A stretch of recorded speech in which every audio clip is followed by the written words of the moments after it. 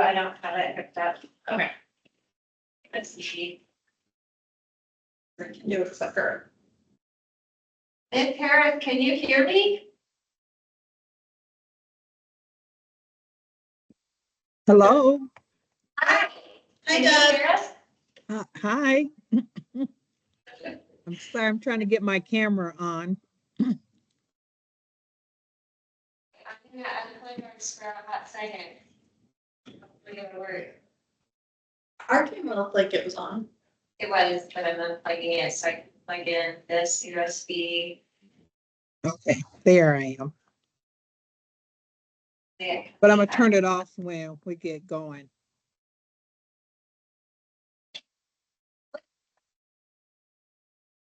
One of these days I'm gonna be there in person. Not sure when, but You are. That would be nice. it'd be nice. I think I've only attended one in-person meeting. People are gonna start to think that I'm a figment of their imagination. You're just generated by AI. Yes, You go, sir. I wish I could sound like AI. The bad hair is deep fake. Hi.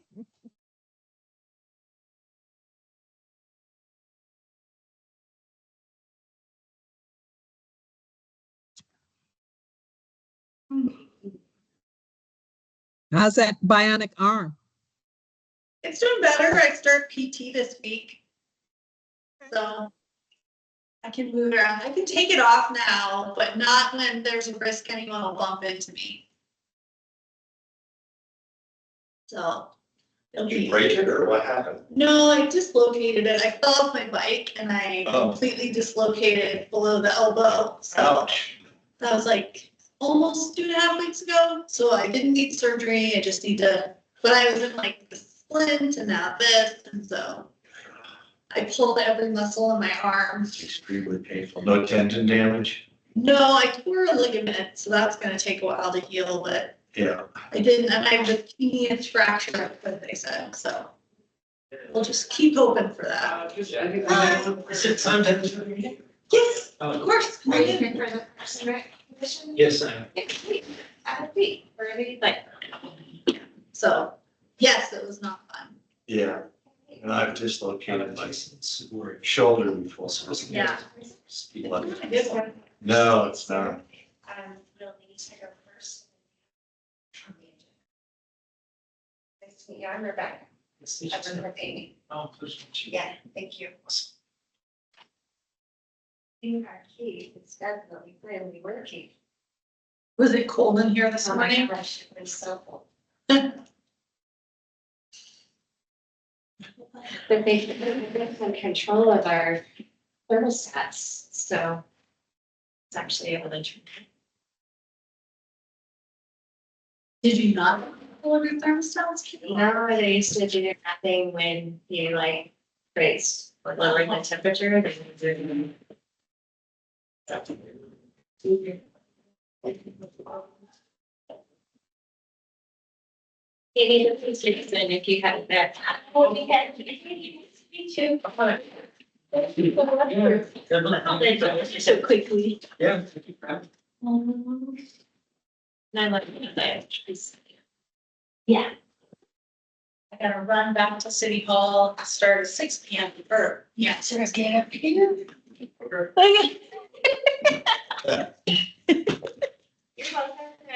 Those are your spots. Yeah. Gonna put you on full display. Yeah, Neil. Nice to meet you. Oh, Lord, thank you. Let's go. We got Deb online. Anybody else online yet?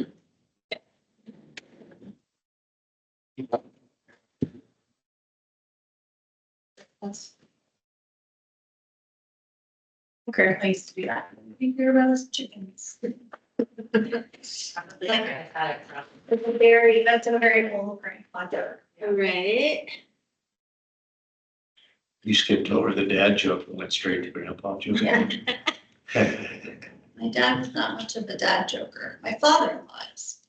He's different. He's like a 12-year-old boy and a 7-year-old. Yeah.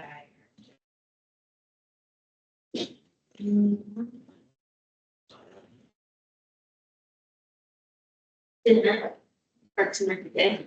Yeah, that was television. Did you see Sarah's? I was I didn't like, know that. oh, we might have one of those too. Yeah, Look at him. I fell off You my, see? I fell off my bike 2 weeks ago and just like getting my pillow. So I did the below the elbow. Sarah, sorry to hear that. I survived it.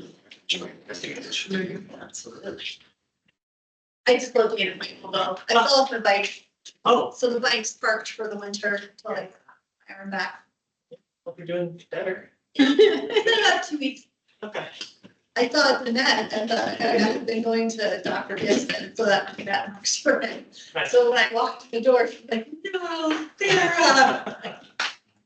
I'm like, well,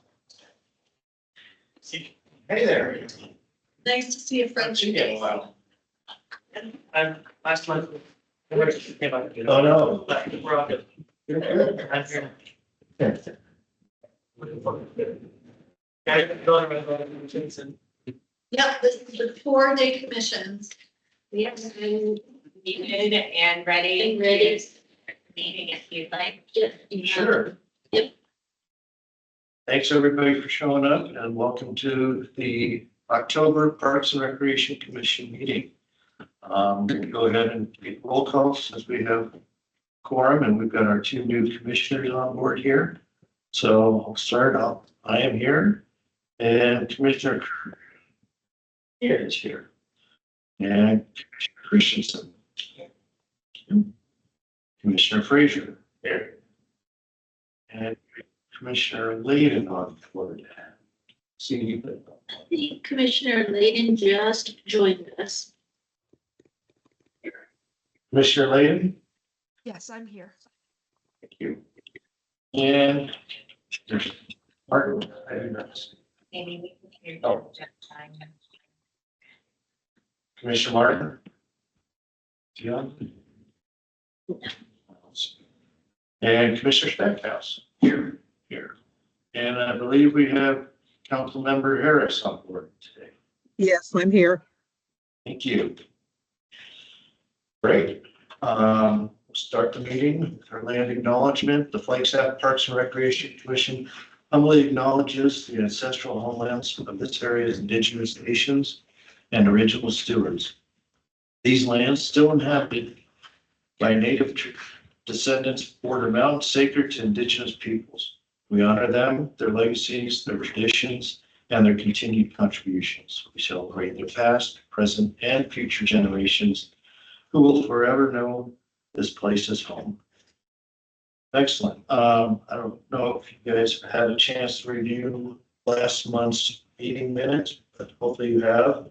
So anyone has any comments or corrections they'd like to offer, now's the time to do so.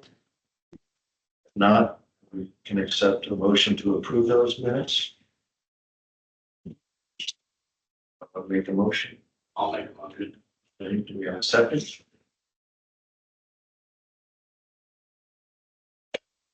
Anybody? I'll second. All right. Well, as long as we review. That's right. That's fine. So we have a motion to approve by Commissioner Stackhouse. All in favor, say aye. Aye. All against? You guys can say aye. Aye. All right. Commissioner Layden, Yes, I. all, everybody has voted to approve those minutes, so we have approval. Very good. On to public comment. This portion of the meeting is for items that are not on the agenda. The commission cannot act on items presented during the public participation of the agenda. The commission is prohibited by the open meeting law from discussing or considering the item until the item is officially placed on an agenda. If we have any public comments, please limit those comments to 5 minutes. See, Do you have any public? We've got 2 community members online. Were you here for public comment?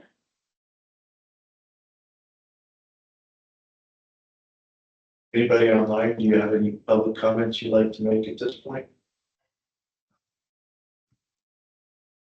I'm not hearing. So, Diane, I see you were trying to speak. Were you trying to say something? Hi, appreciate the opportunity to join. Thanks very much. Interested in hearing an agenda item on the West Side Park. No comment at this time. Thank you. Thank you.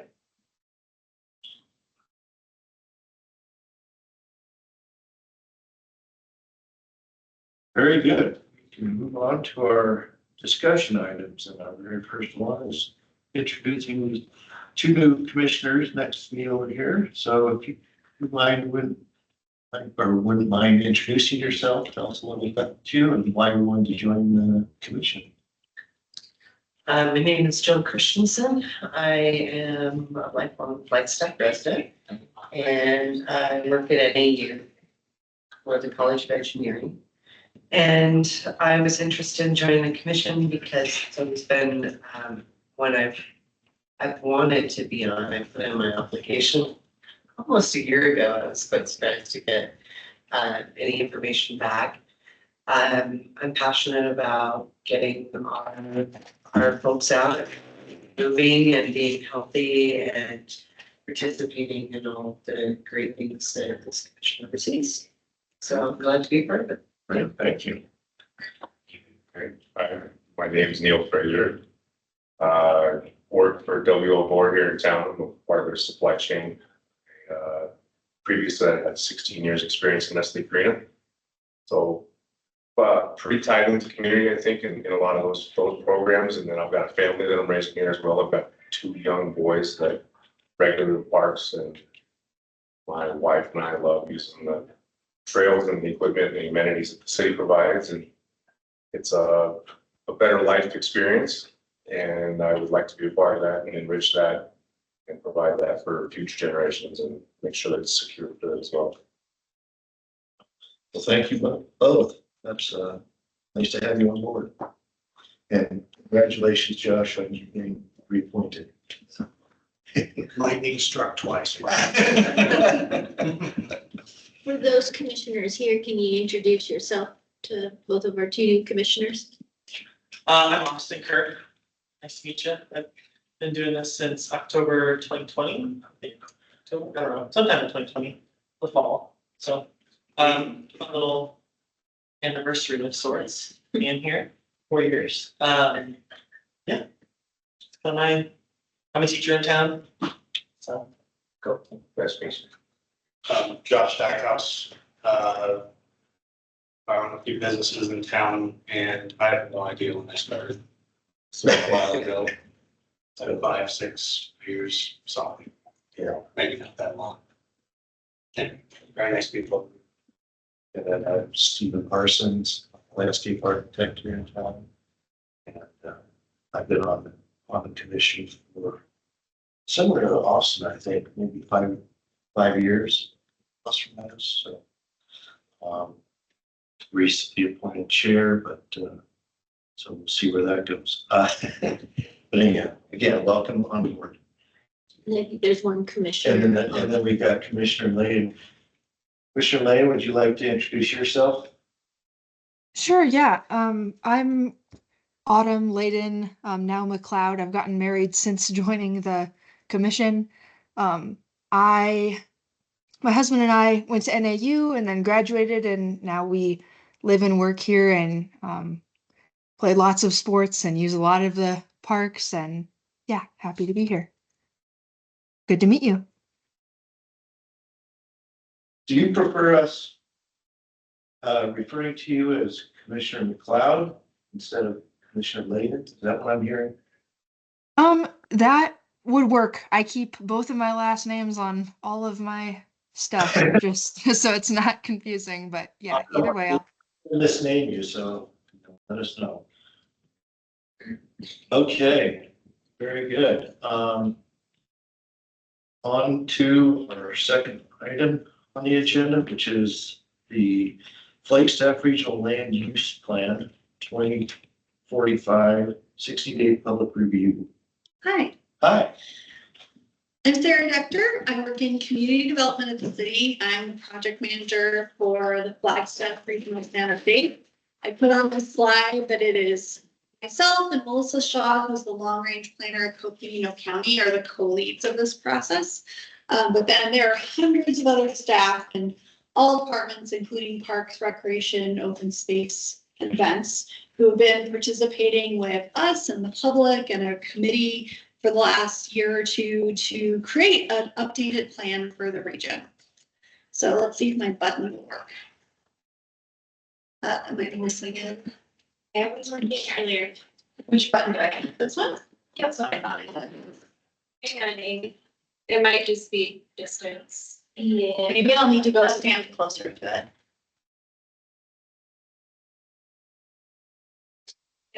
Well, we started. Now we're gonna restart. We're gonna figure it out. It does. Oh, it's frozen. Darn it. Try one more time.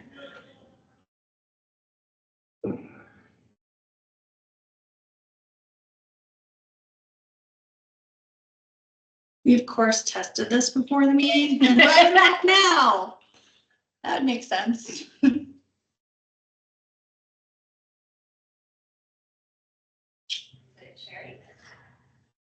we go. It is sharing, yes. But not Not the in live. presentation mode. Yep, there we go.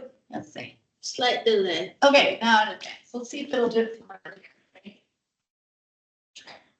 It got frozen somehow. Oh, good. It's gonna do it from over here. No, You spoke too soon. only the back button worked.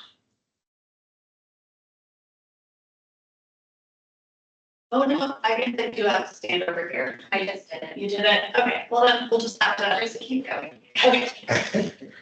I'm just gonna say next slide in a non-awkward way.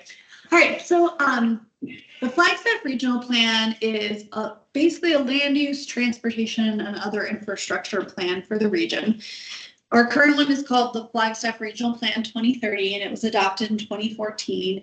And about 2 years ago, we started talking to the community. Kind of the first year was just talking to the community about what we liked about the last 10 years, what could be different about the next 10 years, trying to learn together. We ran a series of webinars about different aspects of the community, including parks, like how many parks do we have and who do they serve, what kind of amenities, and what's in the county master plan, and what kind of city planning has been done.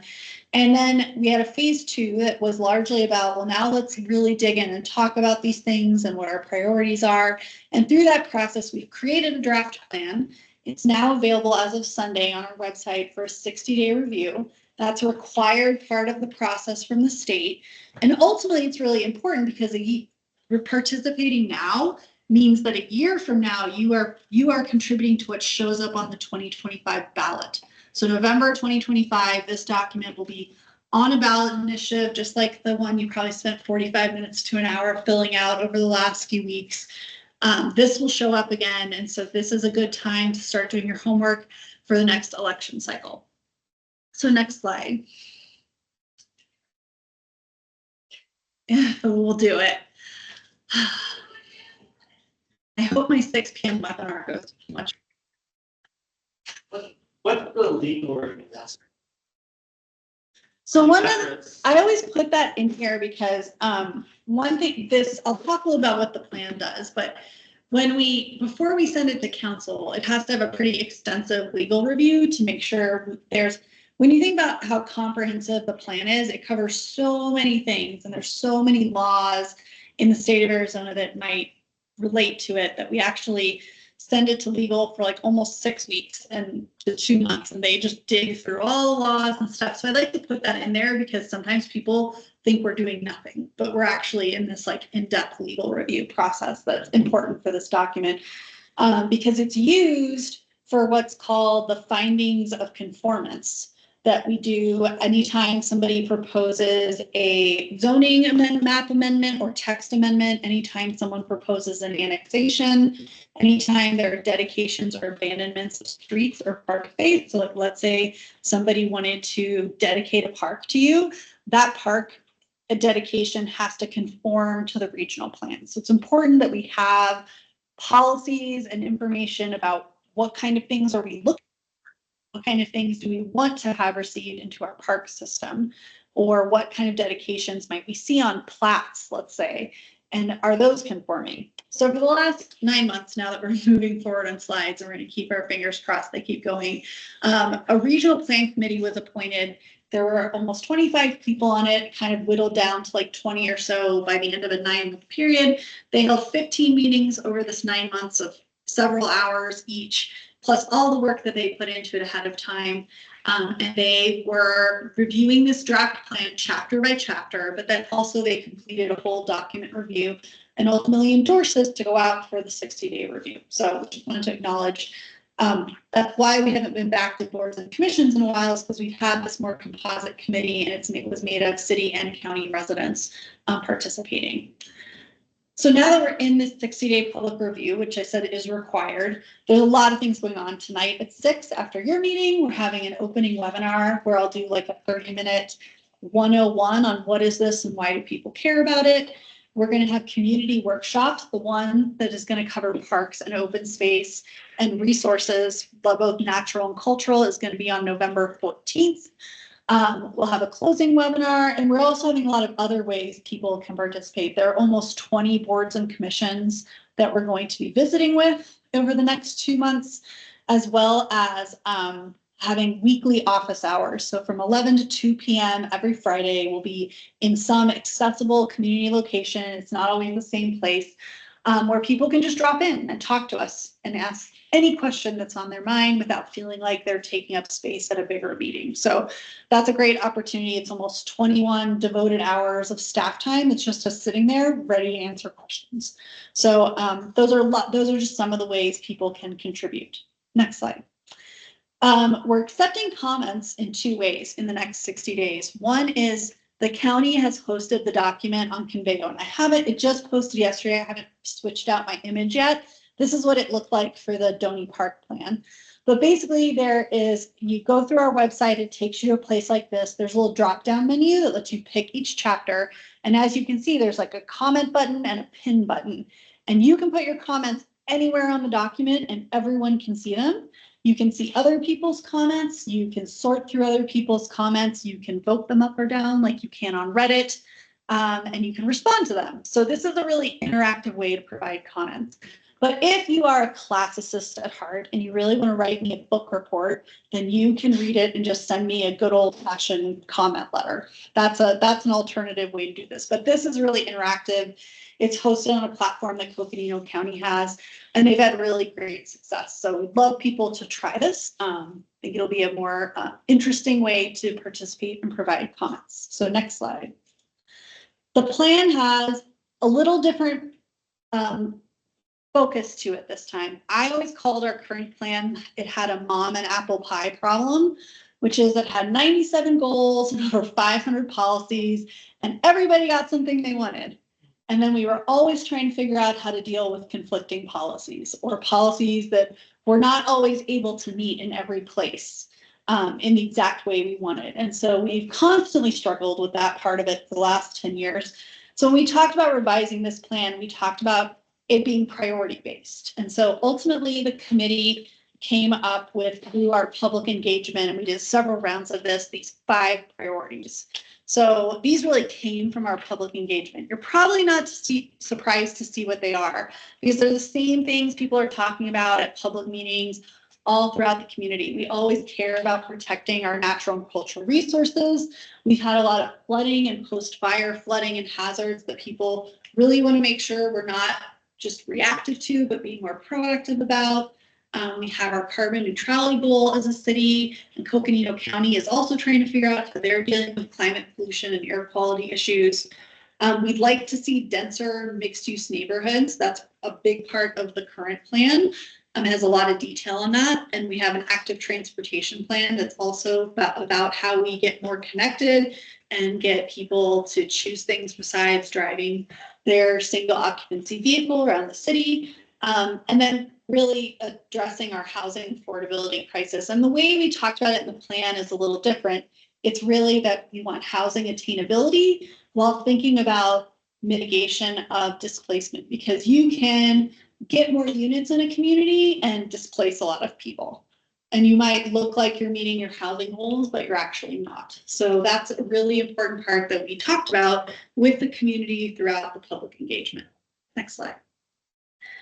And the plan also is organized differently. The current plan sort of has different topical chapters, and they have goals and policies. This time we have two different kinds of sections. The policy section is what I call the, it's really applicable to those dedications, and it's applicable to our development cases. It's more broadly applicable, but there's a lot of details about that we would not want to apply to a development case that apply to a lot of other things we do, like creating a parks, recreation, and open space master plan. There's some details we wanted to capture, even though we can't really legally apply them very effectively to things like a rezoning case. So we sort of split it into these two sections. The implementation section is really for staff and our partners. And the policy section is for these findings of conformance, which is the legal part of creating a general plan for the city. Next slide. So in that policy section, we have the things people are used to seeing in a regional plan, which is goals, policies, and some land use categories. So we have a map. I'll show it to you in a little bit, called the future growth illustration. It tells us what categories of future land uses we're going to see where in the community. Next slide. What was that? You went faster on that one. You caught me Yeah, up. I know. These are the ones that go a little further, faster through. We didn't have time to coordinate ahead of time, so we thought buttons would work. We have new things in the implementation section. There are implementation guidelines, which are the kind of things we want staff to know, that like, here's the principle behind these policies, here's why we're doing things the way we're doing them and what we're hoping to achieve. And then action items, which are really the work plan that gets created with the general plan. Next slide. We also split our maps into two kinds of maps. There are policy maps, and there is a policy map about parks and open space needs, which are about these future locations and the things we want to see in the future. And then there are informational maps, which are useful, and we're required to put some of them in the plan, but they don't really set a policy. So like a good example is we have a map called the significant natural resources map, which is great, but it doesn't set a policy about where we talk about natural resources. Those may occur on the landscape in places that we know about, and so we put them on the map, or anywhere that we may not know about. And so we wanted to make sure we were just being more clear about what the purpose was of each for the map nerds in the group. Next slide. So this is the current draft of the future growth illustration. If you're at all familiar with our current regional plan, it looks more specific. It's definitely got sharper lines. In fact, this one follows parcel lines, where the last one was more generalized. The colors you're probably going to be the most interested in here are the existing parks and open space are all green in color. There is a state statute that says we cannot put any properties on this map as parks and open space that are owned by private landowners unless they give us written permission to do so. So I can't put the state land parcels that people would like to acquire in the future for open space. Particularly, people talk a lot about the two closest to Walnut Canyon on this map as parks and open space by statute.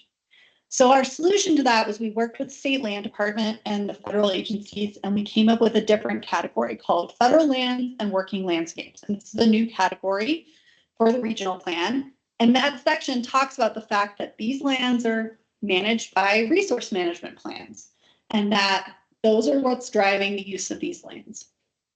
Any of the green lands should prioritize conservation of natural resources and cultural resources, but we also may see ranching or mining or timber or any host of other land management activities that you're familiar with if you know how those kinds of resources are managed in the region. So that is kind of an in-between category between something that's a dedicated park and open space and something that is managed, like the 2 million acres of national forest around the city are managed. So that was a good common ground to find. It doesn't mean that everything is perfectly preserved in those areas, and that section communicates that pretty clearly, but it at least showed it distinctive on the map from areas that we expect to see developed or auctioned by state land in the next 15 to 20 years, so that we have a clear idea of which is which. Next slide. We also have a policy map for parks and open space needs. And this, as you can see, the scale of this map means we're not going to show every single parcel that could end up being parks and open space. We're actually not allowed to show parcel specific maps of future parks and open space unless we own them. So like the future Continental Park, that's on there, but there are resource needs out here, and we are looking for places to get regional park space in the south area of Flagstaff. There's significant wildlife corridors in the city and county on the east side of town that Game and Fish and the Park Service really would like us to have a collaborative strategy for acquiring spaces and making sure those stay open for wildlife movement. And then the joint land use study, which was conducted for Camp Navajo and the Naval Observatory, wants us to really be concerned about the checkerboard of state lands out to the southwest of Flagstaff and preserving those so that the dark skies and fire risk to the armories on Camp Navajo are minimized. So those are really like working landscape issues. What do they look like for conservation? They're region-wide. The Parks and Recreation Master Plan that you will be working on as a commission, that's where the smaller scale neighborhood park locations need to come from. And we do have some information plan that's meant to guide that process, but it's not definitive. You guys are not in the same place that Coconino County is, where you've worked out your strategy that far down. So we wanted to leave space for the commission and staff to keep working together on refining that and meeting the community needs and updating the master plan but also recognize there are these bigger landscape scale needs that we need to be aware of. Next slide. So the new plan has one big goal for parks and open space and all the kind of amenities that we find in the region, and it has 6 policies. It's pretty simplified, but we think it gets to a lot of the really important things that we want to make sure are top of mind, that we incorporate our landscape and vistas in how we're designing park space, that we are focusing on open space that is in the larger scale, that's preserving our natural and cultural resources, that we are providing complementary open spaces and smaller urban parks that support our livable and sustainable compact development patterns. Next slide. We have greenfield sites that we expect to be developed. A greenfield site is basically any big parcel of land that has not yet gotten utilities and other infrastructure to support its development. We want to make sure those new neighborhoods have parks and open space that fits their needs, and that flow with all of the natural and historical surroundings. We have regional park needs, but we also make sure if we have a regional park that it supports public events.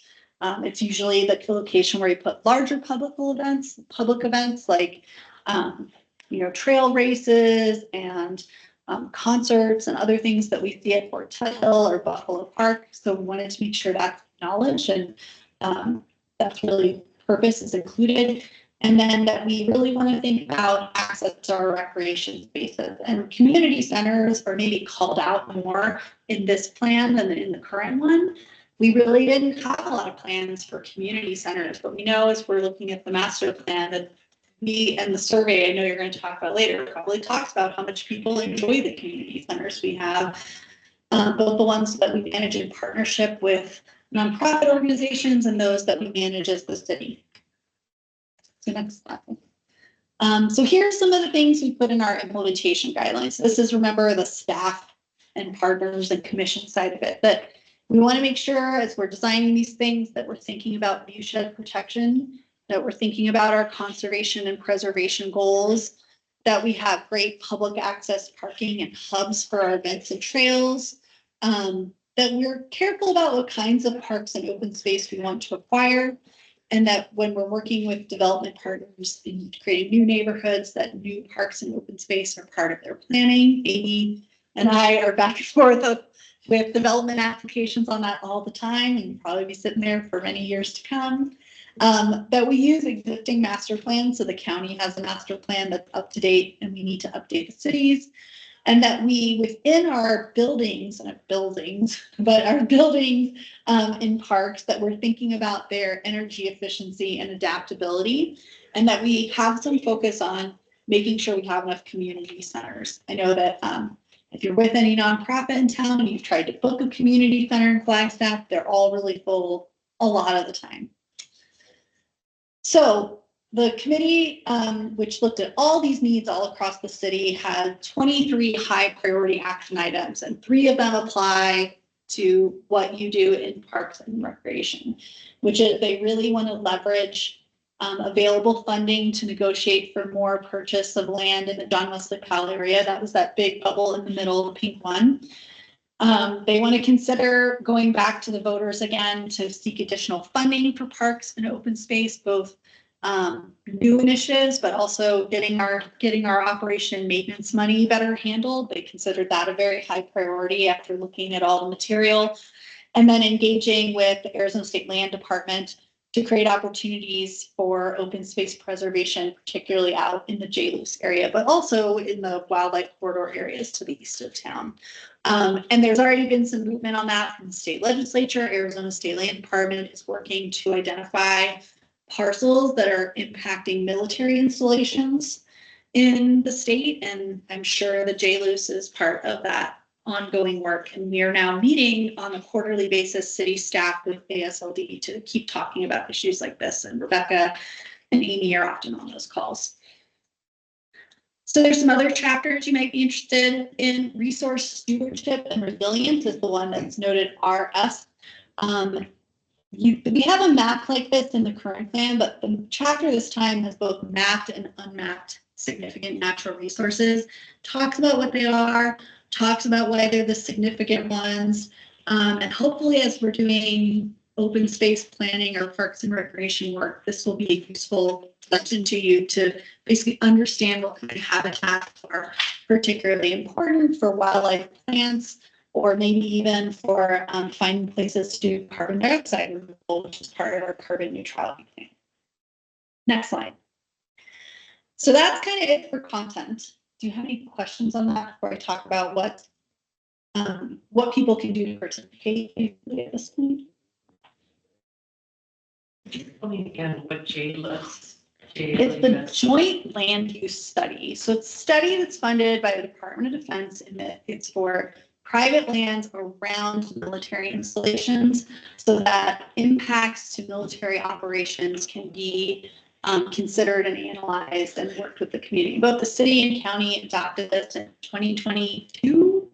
And we hadn't previously had a joint land use study for Camp Navajo and the Naval Observatory, but it looked at dark skies, it looked at fire risk, it looked at, community encroachment. All those things come up in a joint land use study. So that's kind of the piece of it. So it did say we really need to think about conservation in this area to the south of Camp Navajo, because it needs to be a managed landscape. We don't want to introduce things here that could cause an ignition, that could burn into the armory. They already had a fire start in it this year. We're expecting with climate change that we're going to see more of that risk. There was a slide maybe 10 back that was like 5 listed, like 5 goals. The priorities, yeah. Yep. Who picked those?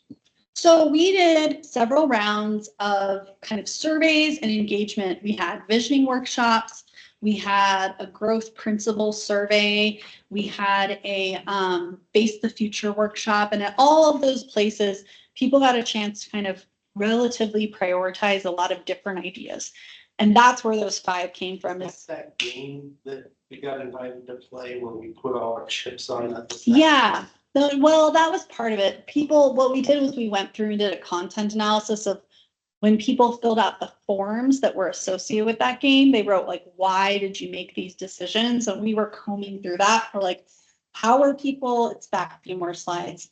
How are people making trade-offs and why were they making trade-offs that way? That's like way in the beginning. Yeah. One more, yeah. So that's where these 5 came from, is from those several rounds. So after the Face the Future workshops, we refined that list and sent it out for that growth principles survey. We had about 200 people respond to that survey. And these came out like the cutoff below this was way low.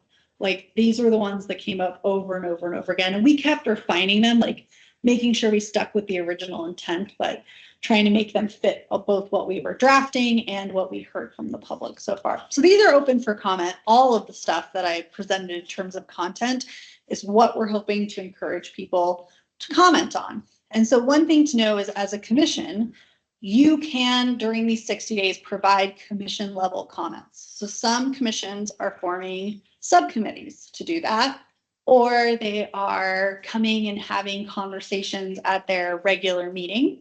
Your topic is not particularly expansive. Like if you were the Planning and Zoning Commission or the Sustainability Commission, you got to touch big parts of the plan, or transportation. You might want a subcommittee, but you might also be able to just schedule a discussion on what kind of comments you want to provide at your next meeting. The cutoff date for comments is December 19th at 5 p.m. So you have a few months to work on that. So I'm trying to get to the commissions early so you guys can think about, how would you like this to change? What would you like it to look like? Staff has been providing comments for the last 9 months, but now it's in your wheelhouse too. It's out here for others to look at as well. What was the date again? December 19th at 5 p.m. is the cutoff for comments. Now we got to run all the way to the end. Right. Rebecca's got a lot of work to do. I don't know if anybody can see my hand, but I have a question. We can't see your hand, but we can hear you. Oh, okay, so the raised hand button doesn't work then. It's just not up on the screen. Yeah, we're only seeing the presentation right now. Sorry. Go ahead. Okay, so Sarah, can you talk a little bit well, let me just go back and preference. I was looking at the picture of the people who are part of this team, and most of those people, if not all of them, probably are living in homes. Okay. And so how are we, and I'm not saying that they're not sensitive or supportive of those folks who want to get into homes or apartments or whatever. So how are we dealing with that competing priorities about our housing shortage and our need for open space and parks? So how do those two things work out? How do they shift? What's the priority? How are we making those decisions, or how does this plan talk about making those kinds of decisions? Because both are important. So Right. So it's a dilemma. So how do we do that? Well, so one of the things the committee really did with staff is we did have there's a whole chapter called Social and Economic Systems, and it covers housing affordability and attainability pretty thoroughly. But one thing we did is we did tailor the open space, parks and recreation goals and policies so that we think we did it in a way that will minimize the conflict between, but this vacant lot would be great open space, right? We tried to talk about the fact that there are priorities about what kind of open space we want. And that, for instance, if I think back to like some of the properties where we've had development, other people brought forward parks or open space questions, some of those parcels would meet the criteria. They would be like, yeah, this is the kind of parcel we'd want as parks and open space, and others would not. So I think the way the current plan is written is it had that mom and apple pie problem of like, anywhere it could be beautiful parks and open space, and anywhere it could be affordable housing. And that puts those two things in conflict every time something comes up, or a rezoning case or an annexation. A good example of that is maybe like the current plan talks about preserving vistas and view sheds everywhere. Well, we spent 10 years looking at that, and legally we just can't preserve vistas and view sheds everywhere. So if a vista or view shed is very important, we're going to have to acquire it or get it dedicated as the open space within an existing neighborhood. Sometimes people who are doing subdivision development do that automatically because they know if I have this beautiful view in my open space is more valuable, right? But sometimes that takes a little encouragement as well. So we tried to make sure that things that we could manage as parks and open space issues, that it was really clear. If we want these things to be preserved, sometimes we're going to have them be parks and open space. And that is part of why the committee put forward the bond question and said that really has to be a high priority. If our toolbox of development tools is not say no to growth everywhere, because we desperately need the growth in the right places to make our housing affordability goals happen, we're going to need to make sure we have funding to acquire the parks where we need them to. So that's like the piece that we talked about quite a lot. Okay. And then my next question is related to the whole growth issue. And I'm not sure because I have not read through the plan from end to end yet. I'm working on trying to get it together. But It's only been online for 2 days. You're fine. But you know, the discussion is about, you know, density. You know, we're still having that discussion about where do we put, you know, housing. And if we're putting it in our activity centers, which are all located in the inner city, inner city in terms of inner city and not the way inner city might be termed for a large metropolitan area. But, you know, have we resolved that issue yet about putting our density all in 1 or 2 or 3 neighborhoods? Yeah, I mean, I think we've addressed that in the growth and land use chapter by one of the things we did was we put more neighborhoods in the urban neighborhood category. So it's not 2 or 3 neighborhoods that were all the ones where our low income residents or our more affordable housing is. We actually looked at how much broader we could make that category so that the goal to increase density wasn't placed on just a few neighborhoods, but pushed more broadly into the community.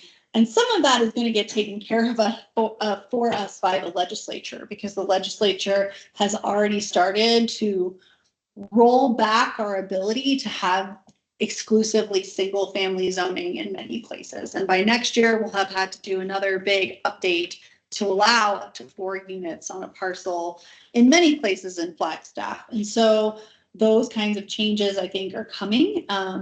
We'll have to address a lot of things about that. It might change how we're addressing parking in the community. It might change how we're addressing infrastructure changes and what we require when somebody makes 2 more units on their property. Like right now, if you add 2 or 3 units to your property, you have to do all these outside public improvements. Some of that we may not require in the future in an effort to make it more affordable to develop infill. But I mean, what the scenario planning modeling that we did showed us is that if we could successfully put more housing in our already developed areas where we already have infrastructure by 2045, instead of being 50% more expensive than today, which is what it would predict if we kept going with just how our zoning looks today, we could be 20% more affordable. Like it actually could push the needle really hard in a direction that we desperately want to go.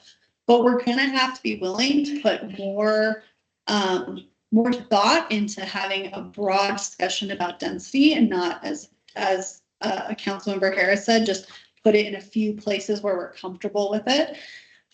Especially because those places also had some of the highest displacement risk in the community, but we didn't really look into that last time. We just said these seem like they're underutilized parcels, which is kind of how planners in the early 2000s would have thought about it.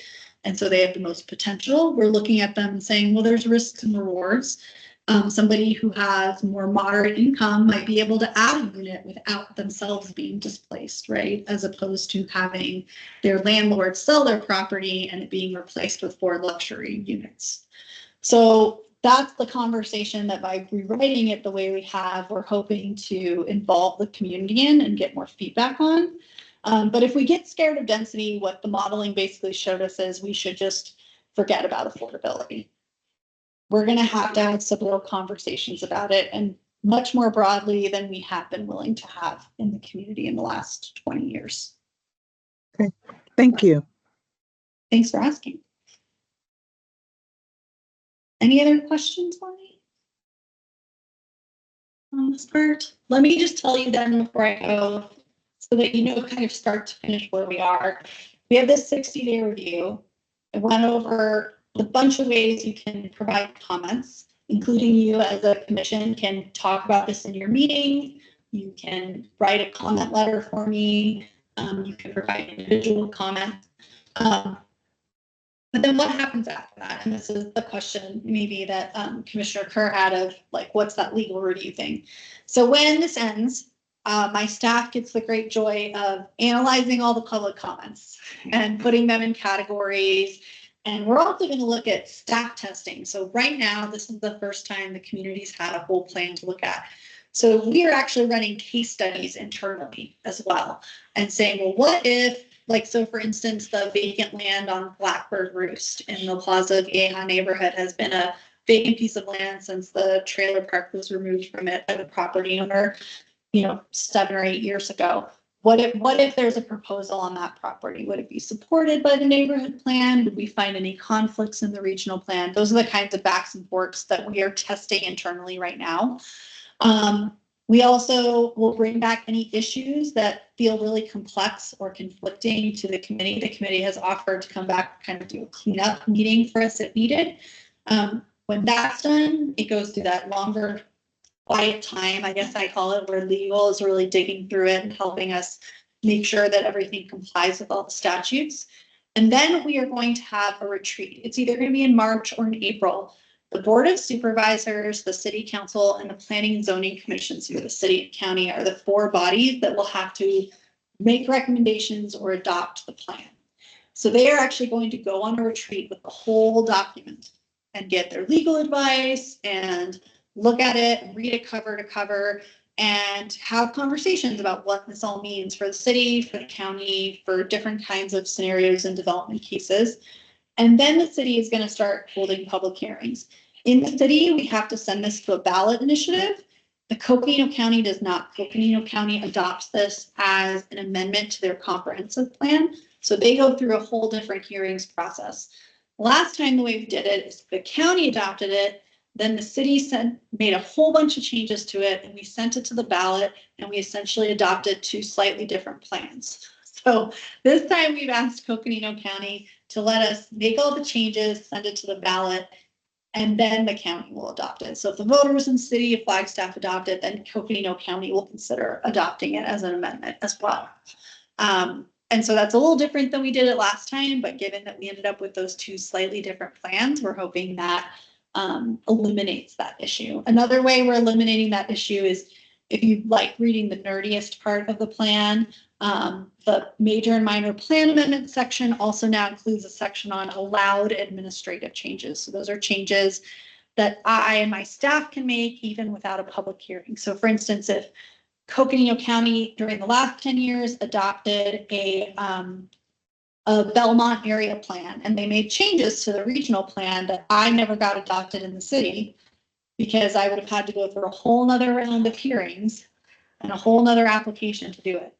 If we adopt the plan the way we have drafted it, if the county adopts it, then the city can just process it administratively. So we're trying to take care of some of those unnecessary hurdles to keeping the city and county's vision united going forward. Any questions for me? So when you say you have to do a ballot initiative, Yes. when would that be voted on? the next election? November 2025 is what we would like to do. It will depend. To do that, the city council has to adopt it this next June. If for some reason we slow down or council isn't ready to adopt it in June, it would be pushed to the next date. What happens if it loses? So that's happened in some other cities. It has not happened in Flagstaff. If the voters vote down a general plan, then we just keep the one we have and we keep going. Scottsdale had 3 of them voted down in the last 20 years. So, you know, if that happens, that's what we do is we would probably go back out and survey people and say, why didn't you vote for it? What needs to change? And we try and bring it out again. Well, I can tell you why Scottsdale failed. That's an easy. I feel like it's different. Too many chefs, not enough cooks. That's all. That's a short and sweet version of it. Yeah, but I mean, part of our way of avoiding being in that position is being extremely transparent. Every step of this process is on the website. Every public meeting we've had, except for those that are not are very interactive and hard to record, we have the videos. You can follow along with our decision-making process. We try and keep it very, very open and clear that everybody's invited to every step of this. So people, who have questions can get them answered in a timely manner. Any more committees do you, commissions are you presenting? I think I've done 4 and I have 15 to go. 5 of them are this week, so. Godspeed, sir. Thank you. Well, and so if you have any follow-up questions or you want to schedule this for discussion time at your next meeting, me or Elsa Perling, who's my associate planner, and I know joined us online, are happy to come back and answer questions or walk through things with you.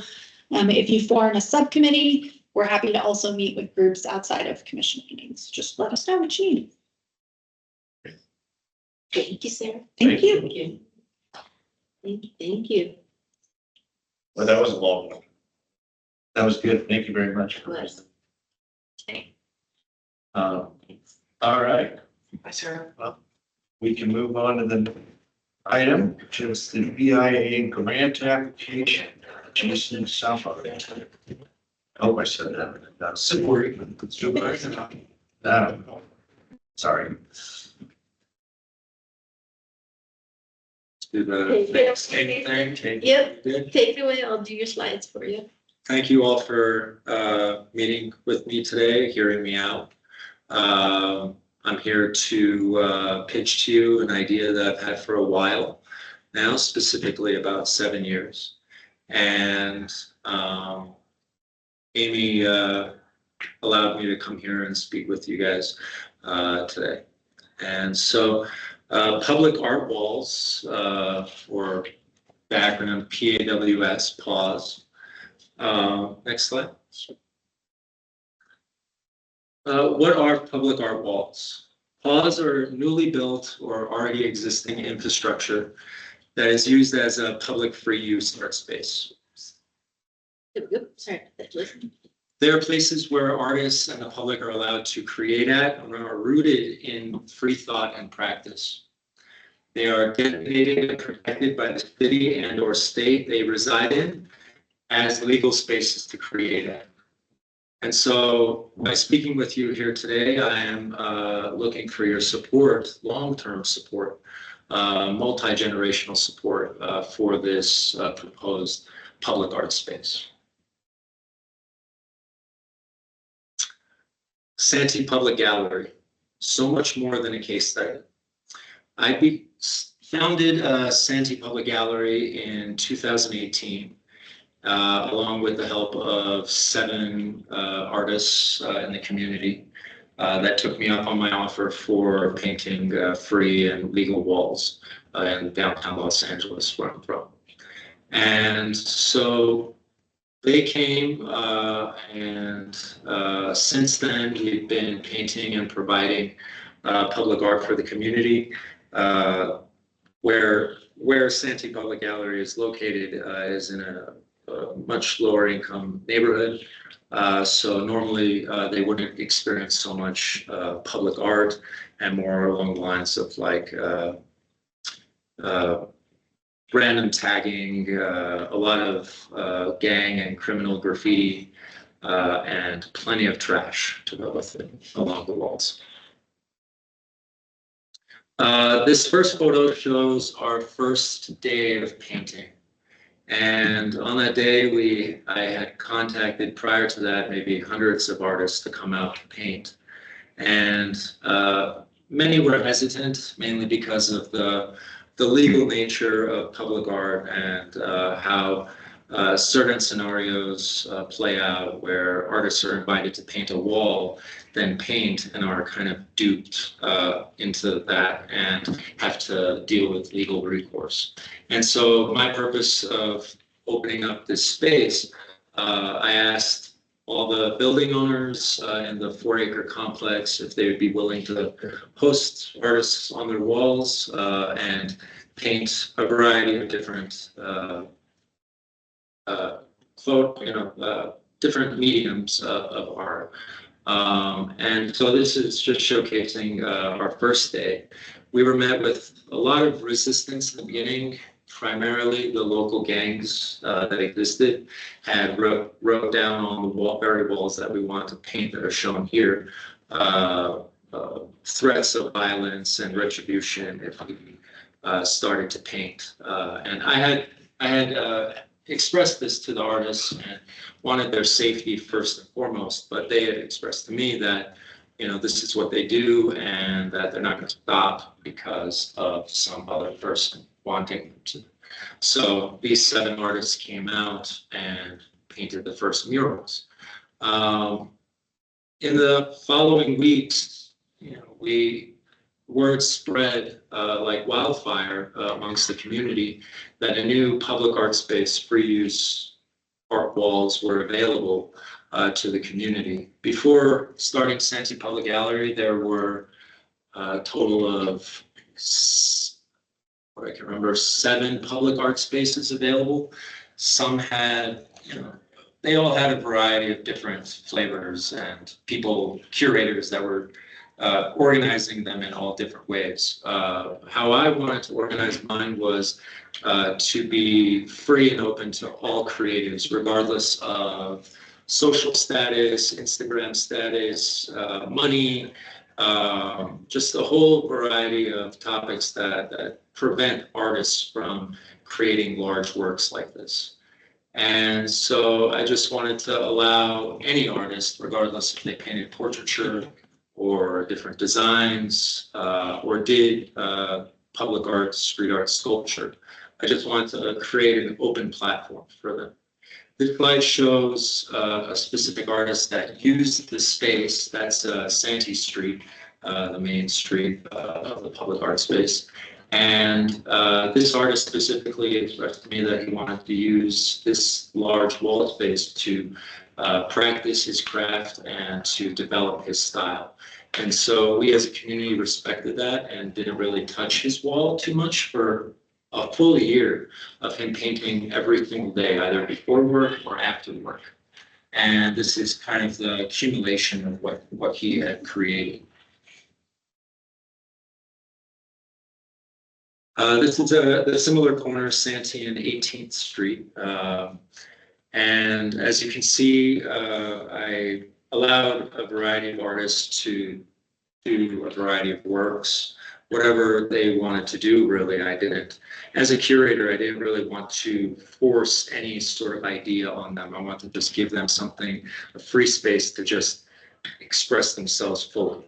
And at the top there, you can see what looks to be paint drips going upward. That's actually foam sculpture that was done by a street art sculpture duo, father and son, in Los Angeles. And they do a bunch of installations out on, you know, the 5 freeway and different public places, but I gave them free reign, and so they wanted to change the architecture of the main corner of the space. This next slide shows an Italian immigrant artist that came to paint the space one night, and he was painting a very beautiful negative graffiti piece. But when I had approached him, He was a little shook. He didn't really realize maybe that this was a legal place to paint.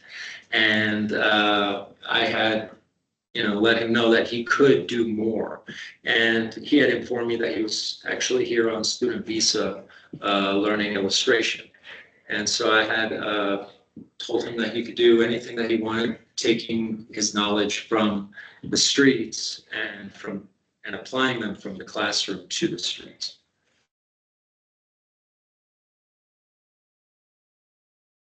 This next slide shows another piece by Bohemia Incorporated to the right. It's bone sculpture. And again, they wanted to change the architecture of the space. This is one of our most famed art pieces at the Public Art Space. People come to visit this specific art piece and then realize that they're in a legal free use art space. To the left is a artist from New York, and a lot of artists, they are not only from Los Angeles. Some came out to Los Angeles to specifically paint Santee Public Gallery.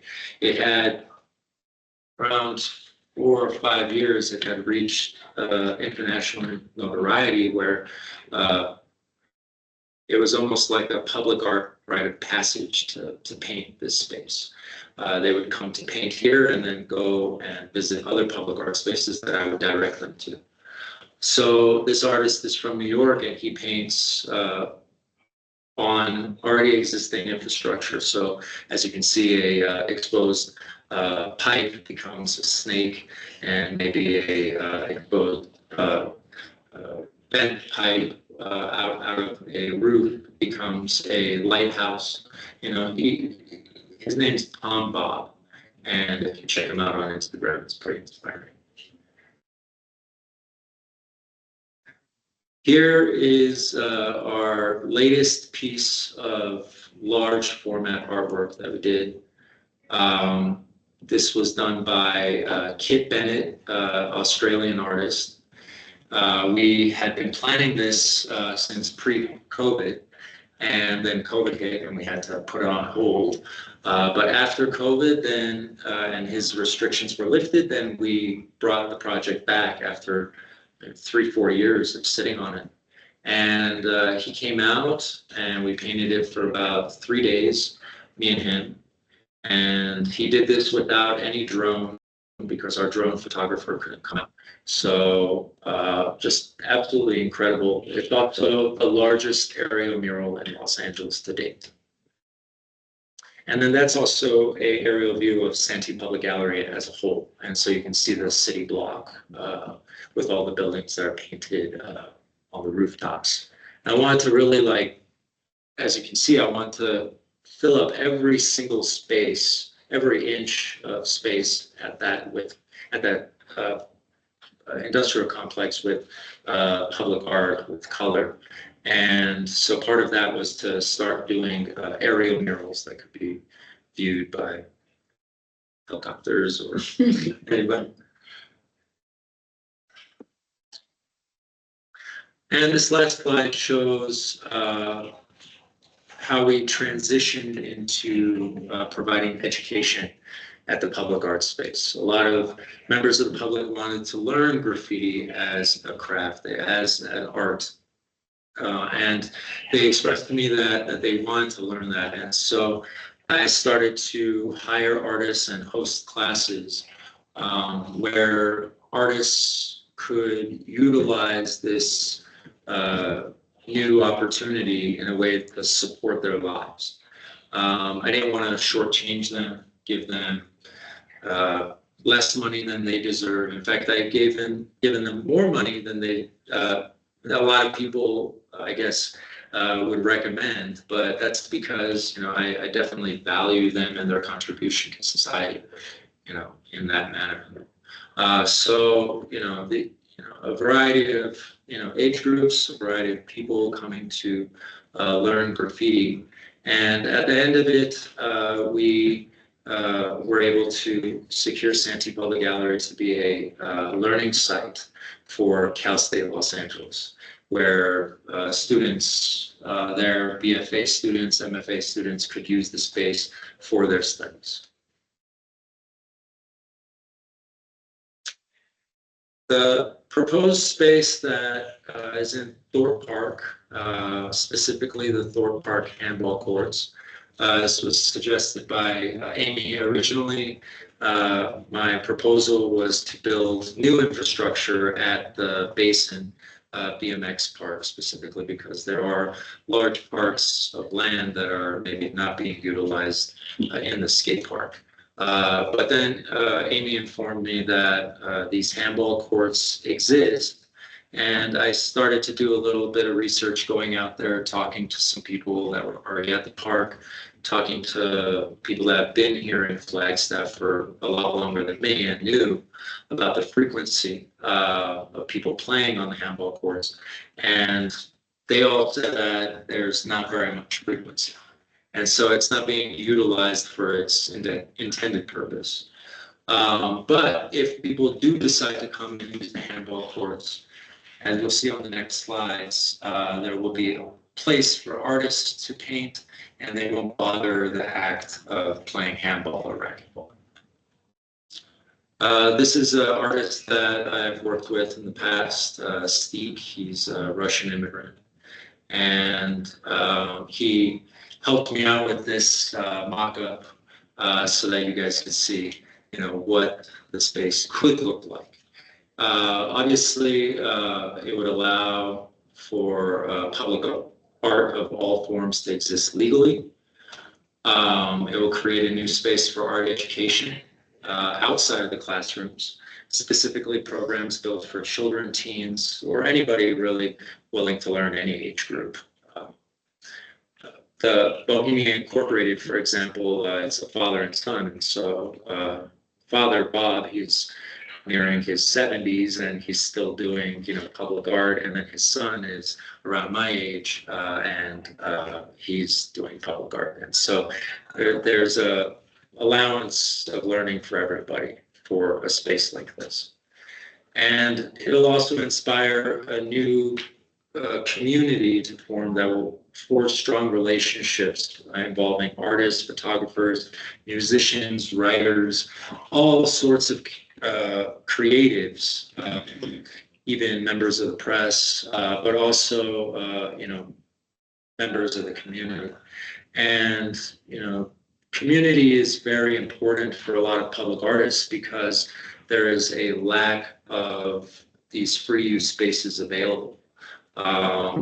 Access is probably the most common theme, or lack of access is the most common theme that I hear from public artists, that they don't have a place to paint legally, that they can't practice or improve on themselves, that they need to get a job or a grant in order to then do their craft in a legal way. And this would essentially change all that and provide a lot more equity in public art.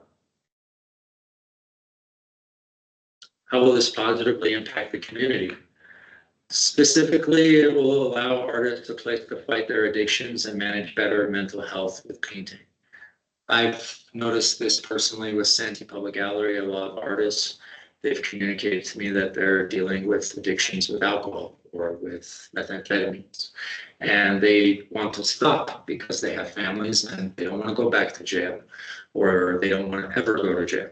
And so a lot of the artists have expressed to me that they come to Santee Public Gallery to fight those addictions and those cravings, to paint a mural and then go about their day.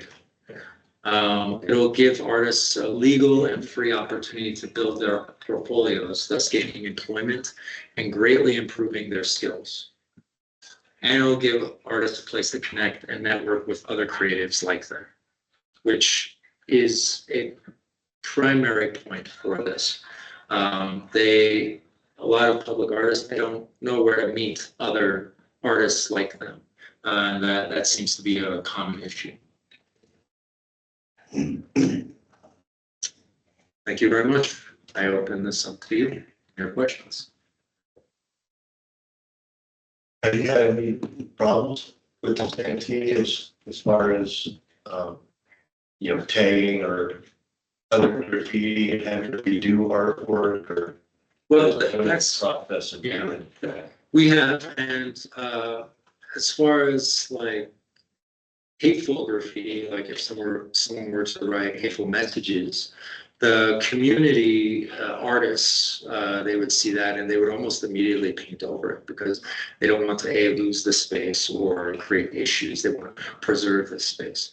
And so, but they also understand that their art form is very impermanent. And so many of them paint beautiful murals, knowing full well that they will get tagged up in the neighborhoods in Los Angeles. But they paint them anyways because it's good for them, you know, they can take a photo, they can take it to a job, you know. If you're a public artist and you're looking for longevity, it's very hard. And the purpose of this space is turnover. You know, a very well-known artist, you know, maybe Picasso comes back from the dead and he wants to paint a beautiful mural. And my hope for this space is that the child that wants to paint comes and paints over Picasso's work, and that Picasso will understand and want that. You know, So that's what my next question was gonna be, is there turnover? I hope so. I hope a lot of artists will use this and use it consistently, more consistently than where it's being used. Its intended purpose as a handle. So what I'm hearing is the only control that put on this space is just no hateful messages or no gang graffiti. But other than that. Yeah, I mean, the thing is that when you're creating a public art space, a public place for open discourse, you know, our personal freedoms are afforded to us because, unfortunately, and you know, in my point of view, you know, we're allowed to allow, you know, members of maybe the KKK or whatever to freely, you know, have their parades and stuff. But then we are able to have our beliefs. And so I think members of the community, the art community specifically, will take those messages, those hateful messages, and immediately paint over them with art. Flower. Specifically, there's an artist in Italy, I believe his name's Cibo, C-I-B-O, and they have a very bad problem with neo-fascism over there. And there's a lot of graffiti that goes up. How he combats that is he paints over the neo-fascist graffiti with Italian food, pasta or raviolis or different types of things. And so there are artists in the opposite direction that will preserve this space, especially if you guys, you know, approve of it and support it and protect it, then they will take the rest, you know, the reign, essentially. So there's no management of it. So like in Santee, let's say. Right. I'm like, I'm amazing. I'm gonna go, you know, where this guy's giant wasp on the roof, and there's just those basically I feel like doing it. Yeah, I exactly. can do it. Yeah, exactly. And artists here, I've spoken to them, specifically graffiti artists, since their need is more. And their art form is targeted. I've spoken to them and they said, yeah, it doesn't matter if somebody paints over me. I'm just happy to have a legal place to practice. Cool. And then talk to me a little bit about Santee is in a very not affluent neighborhood. What you're proposing is going to not affluent neighborhood. Do you see any differences, or would you prefer a different space that just mattered to you? I went forward with instead of building new infrastructure, I went with utilizing this infrastructure because it's not being used. There's large walls where beautiful murals can be painted, portraiture that we maybe haven't seen yet here. And I'm sorry, I'm just a little nervous. Can you just repeat that again? You're fine. I wanted to know your thoughts on pros and cons of placing it in an area where it may be more accessible for people to make those paintings versus an area not. I mean, the thing is that with, like Santa Public Gallery, that's one of, 6 or 7 public art spaces throughout the city. But, the only legal, like truly legal public art spaces are the Venice Art Walls. And those are supported by the state of California. And so I think that, by a city or state or both, protecting this space in a similar manner, I guess, as how California has done with Venice.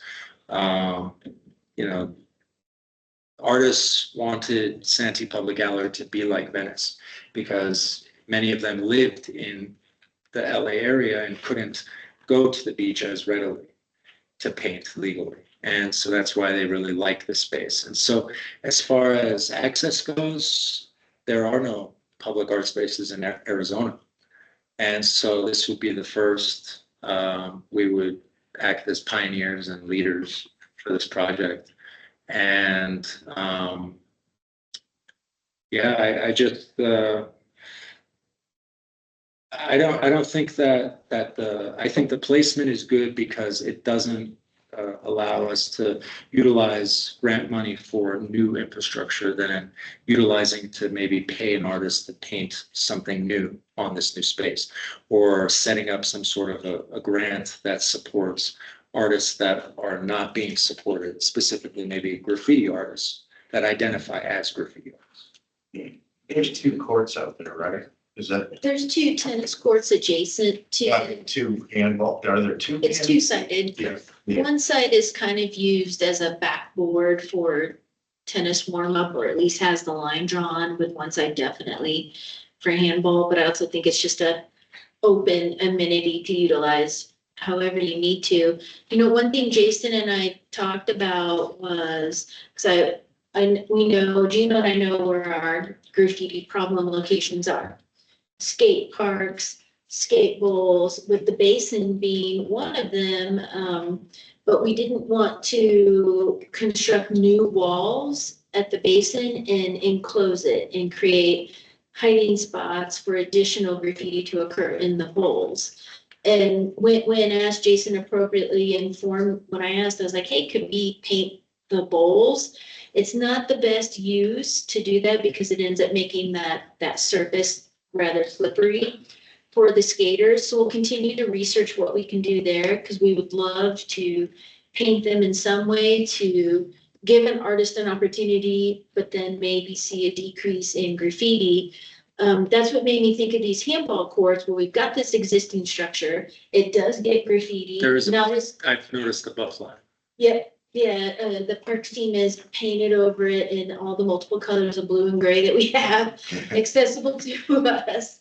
And so it does get graffiti from time to time, maybe not as frequently as other areas, but it still does. And it would be incredibly accessible, which was pretty neat too. What's the control do we have, like? I mean, I'm not supposed to say this and I'm gonna get my hands slapped, but I love this.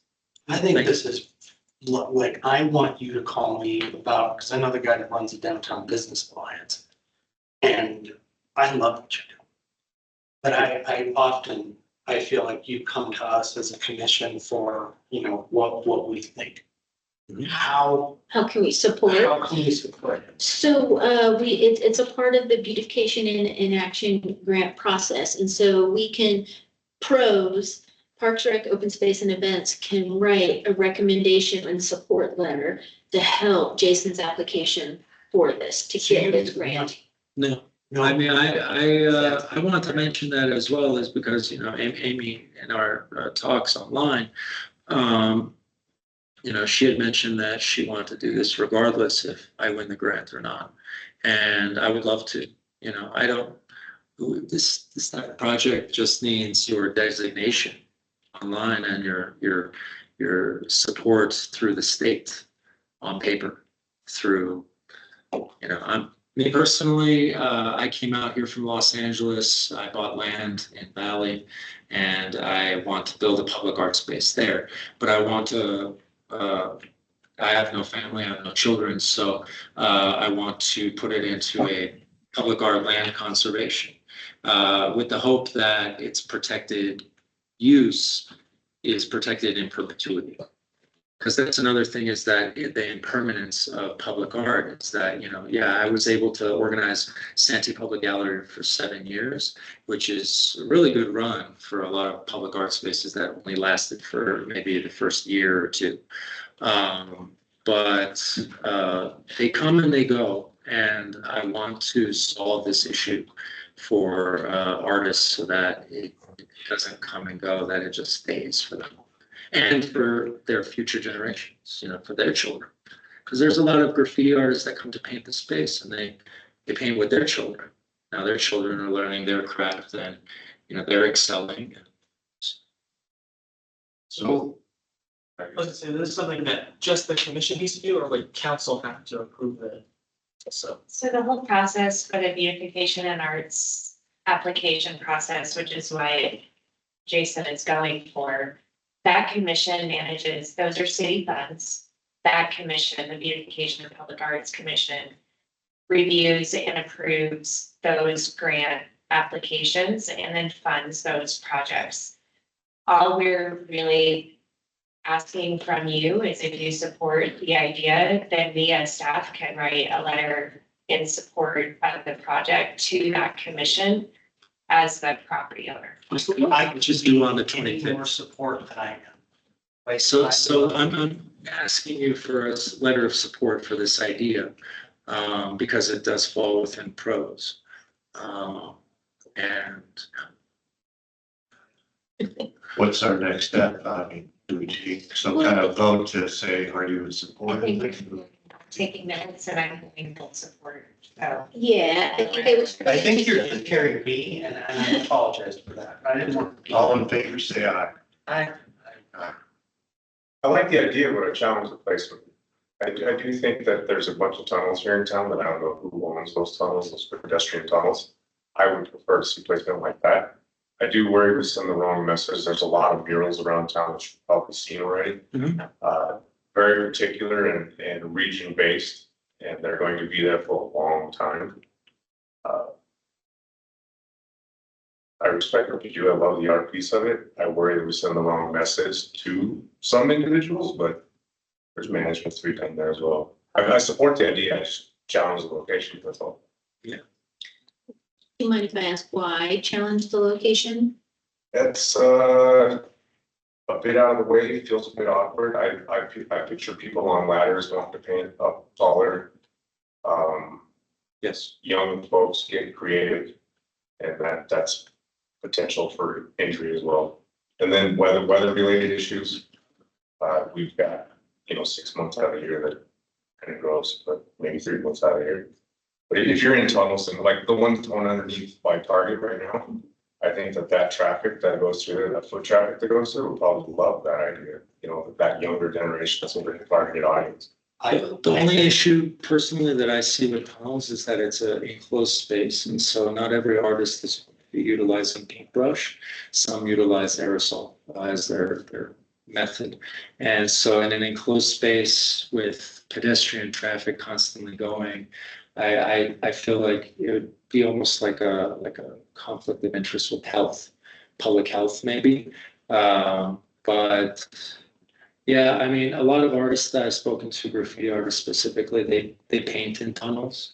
And they would like a space where they can come out of the underground and showcase. But I do understand your concern where, you don't want the premise of the public arts space to then bleed over to murals that maybe, the city wants to stay for, 10 plus years or whatever.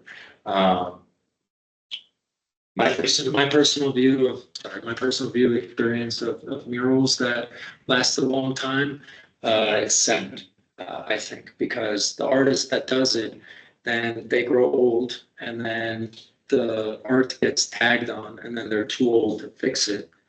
So then it just keeps on getting perpetually tagged on until the city finds a new grant or a new artist to paint a new mural. Yeah, but I don't think that we've got murals on public spaces. I think it privately owned. And where individuals around town have funded that themselves. do have murals on public spaces, including in our park system on, because we have permanent restrooms with walls with murals on them. We have, That's true. mhm, Coaching yes. Center for the Arts. Jensen Recreation Center has paintings on the exterior of the building itself. So it is something that we have done in our Parks and Recreation And, system. and personally, you know, if I talk to an artist and I invite them to paint the public art space, and then they go and they paint a restroom just right down the road of the park, I fully support that artist being prosecuted for that work, because that's illegal, technically.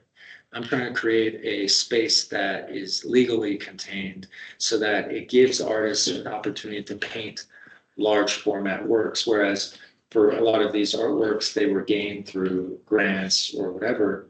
Well, if, let's say you don't win a grant, well, then you don't get to really practice your art form. So it's kind of limiting in its current state for artists. Does this create any challenges for your art?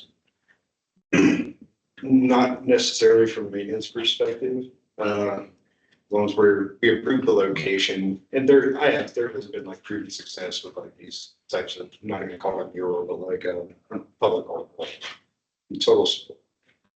I like that it activates the space. I mean, those things are pretty unsightly right now. So I think it dresses it up, and with the new elementary schools, just, you know, right next door, essentially, it's kind of a nice space to even engage some young artists from the incoming Marshall. And I'm right, currently I work for NAU, but, you know, I work for facility services, but I want to be involved at the university, and I've been trying to interject public art and graffiti into education at the university. Recently, the library and I worked together to introduce a virtual reality program called King Spray, which by a lot of graffiti artists is the most realistic interpretation of painting on a wall.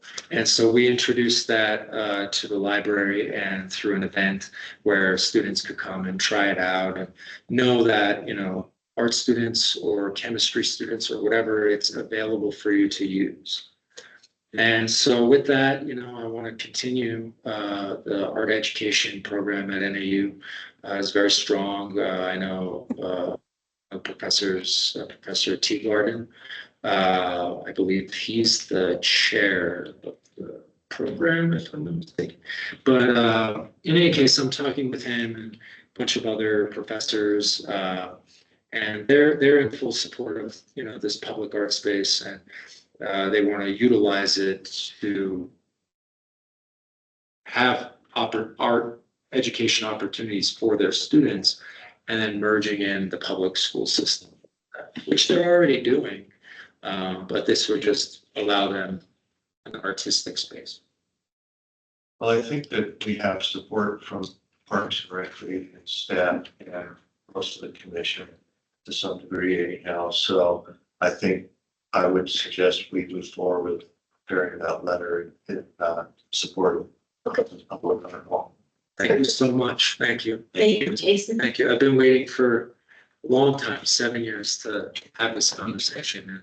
And I tried multiple times in Los Angeles to apply for grants and stuff like that for Sandton Public Gallery specifically, or for any other public art space. And I mean, I was met with an opposite idea, you know, to what I'm met with here. Do you have a name for this one? That you want to do here? I kind of want to follow in line with not naming it after myself.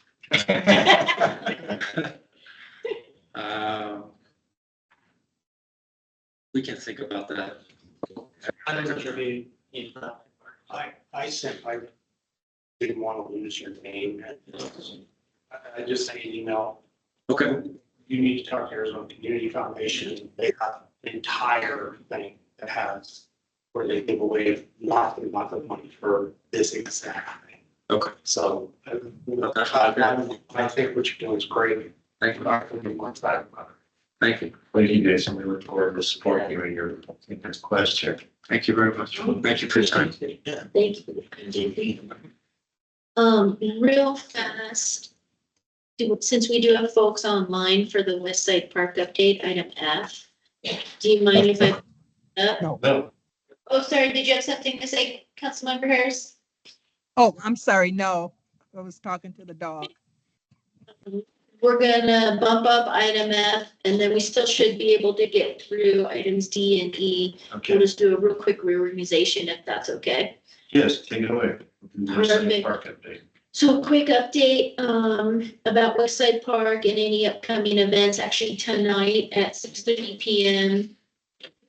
Myself, the, facilitation partner, Southwest Decision Resources, and the, architect WLB group are hosting a virtual meeting for the two to three neighborhoods that received, a postcard mailer from us, as well as working with the, HOA, which I know, Diane, who's online, is the, president of the HOA.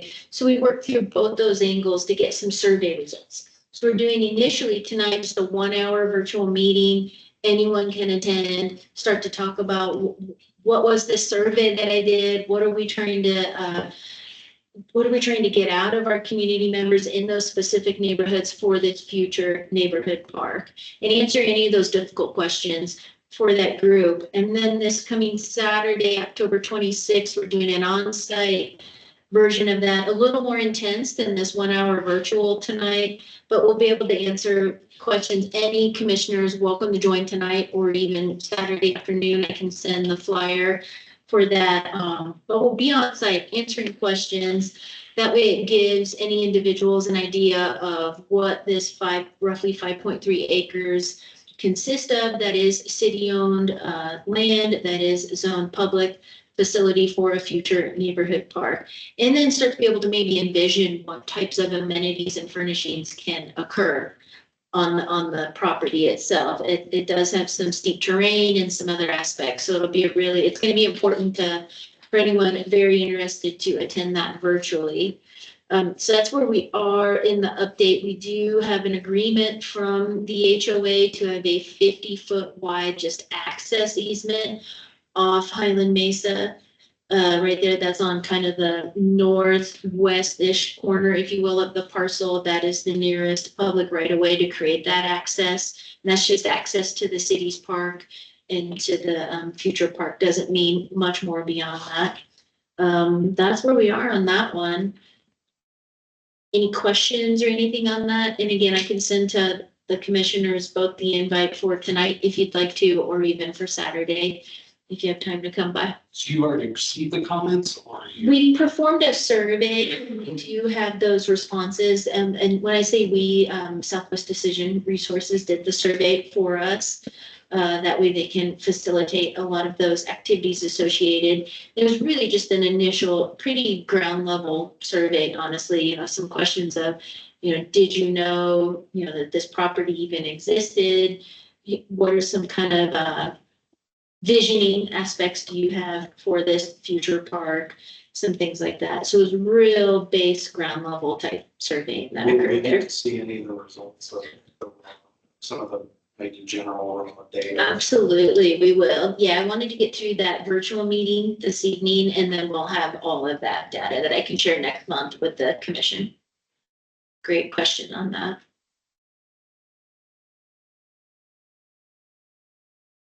So, thank you. Good. Diane, did you have any commentary on the, what we had for this evening or on Saturday? Hi, and thanks for asking. No, nothing at this time. I know that some of the neighbors are anxious to hear what's being developed and from the design group, consult group that has been brought on board for that. One of the items that we will want to be talking as things progress is the HOA board is inclined to provide that access through an easement, but we want to be able at the appropriate time to discuss the legality of all of that and the costs of the attorneys looking at what needs to happen and expecting that the city would be overseeing those costs that are involved. That is 100% correct, Diane. Thank you for bringing that up. Yes, so there's a legal description that will be drawn showing those exact parameters of that 50-foot wide access easement. The city of Flagstaff does pros. We do have funds to process that legal description as well as record it. So none of those costs are on the HOA at all. Appreciate that, and thanks for the opportunity to address the group. Appreciate all of your work and look forward to tonight's information meeting in about an hour. Thank you. You. Does anyone else have anything, questions about? You may not be so familiar with the proposed park at this point, but Right, you have to speak. yeah, I'm sure more will be reviewed. More will be reviewed. That was. Says from Highland Mesa, that was Correct. from the neighborhood side, Yes. okay. Yeah, absolutely. Are you familiar with it? I read a little bit about it, yeah. With that. That intersection by. What is it, Firehouse Subs? Like, Yeah, my five door fire, would there be like a traffic light that would wanna go in there if there was a park installation, no? No, not a traffic signal. You know, honestly, the way Woodlands Village Boulevard curves around and then that's that in itself is also an access easement. It's not necessarily right away there that enters that commercial district and their parking lots. So that's not going to be an entry point for the park.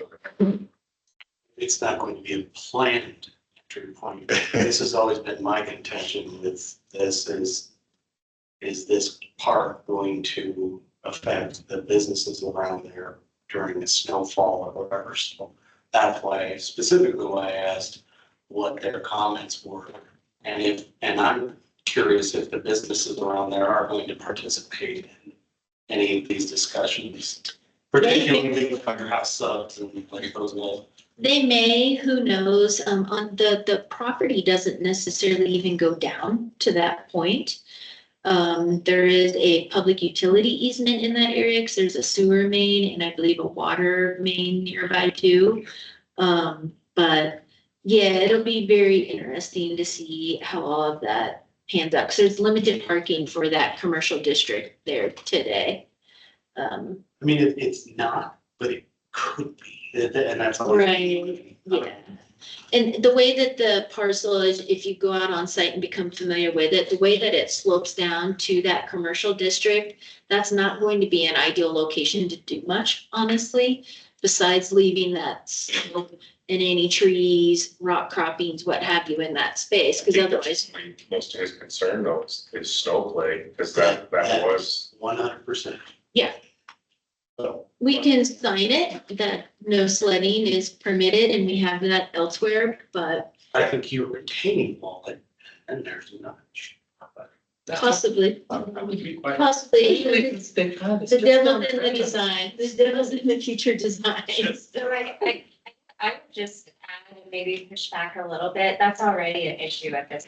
I don't think developing a small neighborhood park at the top of the hill going around the footsile attracts more than what's already occurring there that the city and businesses are already managing. And like I said, my only concern is it puts you guys more so in the crosshairs because now you're, kind of you're building something to encourage play around that area. And I just worry that it's just gonna make it more murky, more, like I said, we'll see what the comments. Yeah. Whatever, I'll be honest, I don't live anywhere near any of that, so. Affect me personally, but I just worry about the businesses and the snowflake people that are coming from Phoenix that don't know any better. They see a hill with snow on it and they're on it, so. Good point. We do prefer the ones with higher traffic. Like the highway, like I-40. I used to live in Baderville and I was appalled. I was like, wow, you're just gonna put your kid on a sled right there. Perfect, thank you. Well, and this will probably be an outstanding item on future commission meetings as we progress through the actual concept design of the park too.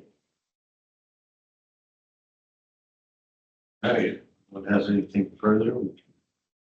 Put that one away for now. And move on to the Ponderosa Trails new playground and others.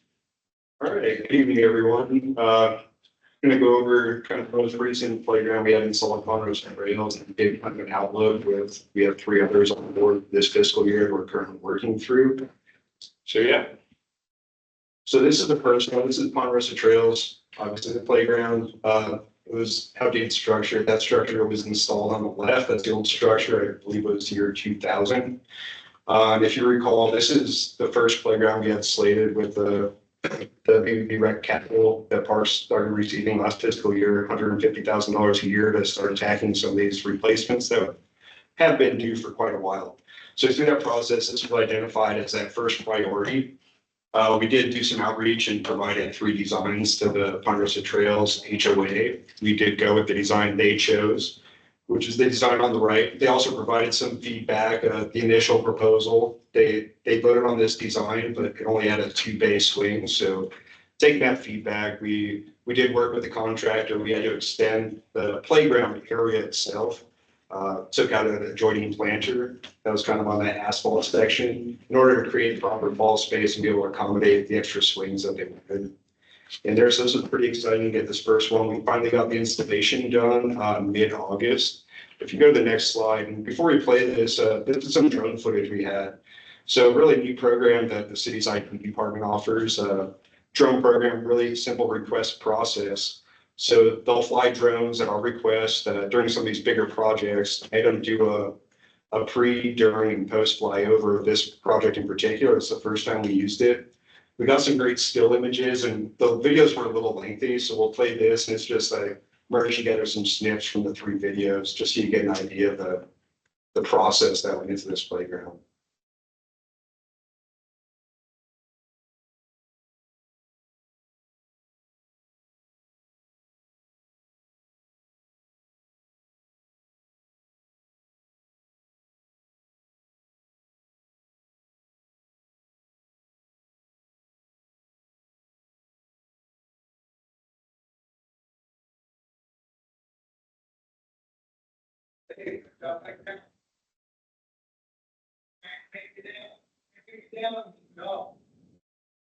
Yeah, so you gotta set that to a score. My computer's Next time. muted, so. I'm not sure what's. Yeah, but this is a great, it's a really neat video. It shows kind of the project through fruition. We're gonna start using this on more. We've used it already for a sod project we did at multi-purpose field. Then some of the other playgrounds we're gonna talk about and some of the other slides, we'll start using this to kind of document the progress on all these projects. This on the gram, Was that Instagram, But on the gotta get this on the gram. maybe now it's a little shorter, smaller size? Get it on the gram. Good. Be careful about it unless it's on the gram. doesn't exist unless it is, right? Have you heard any feedback from the residents in the area? No. Just some families that I've spoken to out there were just thrilled. I will say the first day we opened it, I was out there, it was about 7:30 in the morning. There had to be 100 kids on the playground. Parents were having a heck of a time trying to get them to go to school right up the street. But yeah, it's been fun. I've been out there several times since then. Really positive feedback from the community, and the kids really enjoy it. And it's a unique design. It's different than anything we've put in our parks before. Yeah. So then this one, this is Continental Top Lot. This is another one going back. This wasn't the out of $150,000, the BB rec capital. This was allocated through our last fiscal year for the park's operating capital in our regular budget that we receive every year. So this is something that derived from just some feedback we received from a lot of families out of Continental. So if you see the image on the left, the smaller one, what's circled, and that's the main Dawson Fields lower left, girls softball was to the right. and the other Little League field just above it. So we do have a larger play structure in the back of the park, kind of away from all the playing fields, and it's geared towards larger kids, aged like 5 to 12 essentially. So this was a lot of parents were asking, since this is a centralized area where they could watch their kids play and still be able to see their kids or other children playing on the baseball fields. It's just been a concrete slab. There's a flagpole there and some benches and picnic tables. But it was more creating this as a usable, we'll call it a top up. It's more for that 2 to 5-year-old age group. But it kind of works perfectly in this little area. It's a very small structure, but it fits in the confines. It's surrounded by kind of our maintenance access points. There's some asphalt pathways around it, so without impeding any of that. It's a small footprint. It's roughly 30 by 25 is a footprint. So this design here, and the color scheme, we kind of went with the blues and orange because that's the colors for the Continental Little League girls softball that play out there. And then the shade structure as well. It's good to have the shade structure, but the location kind of in between all these baseball fields, it's prone to some like fly balls or foul balls that could possibly come down. That just gives some added protection to kids that are playing there as well. And this is all these playground projects have been turnkey, the vendors. This one is creating the new area. They'll create and install progressive trails. They do the demolition of the old equipment after we salvage what we could use for our boneyard, complete the installation, new surfacing. So these are turnkey operations. This one, I did just get an update that this one's slated tentatively now to be installed mid-November. So this one's coming up really quick. And then this is getting back to the BBB Rec Capital, that $150,000. So the money from last fiscal year did Ponderosa Trails, we had some savings, and through that prioritization, the next two on our list were Mobile Haven and Smoke Rise. And both of those we did, well, this is Mobile Haven, but they both fall under the same guidelines that we determined it by. We replaced the 5 to 12-year-old structures back in 2018 at both sites. And these 2 to 5-year-old, the smaller structures, need a lot of attention as well. So we were able to fit both of these in that $150,000 for this year.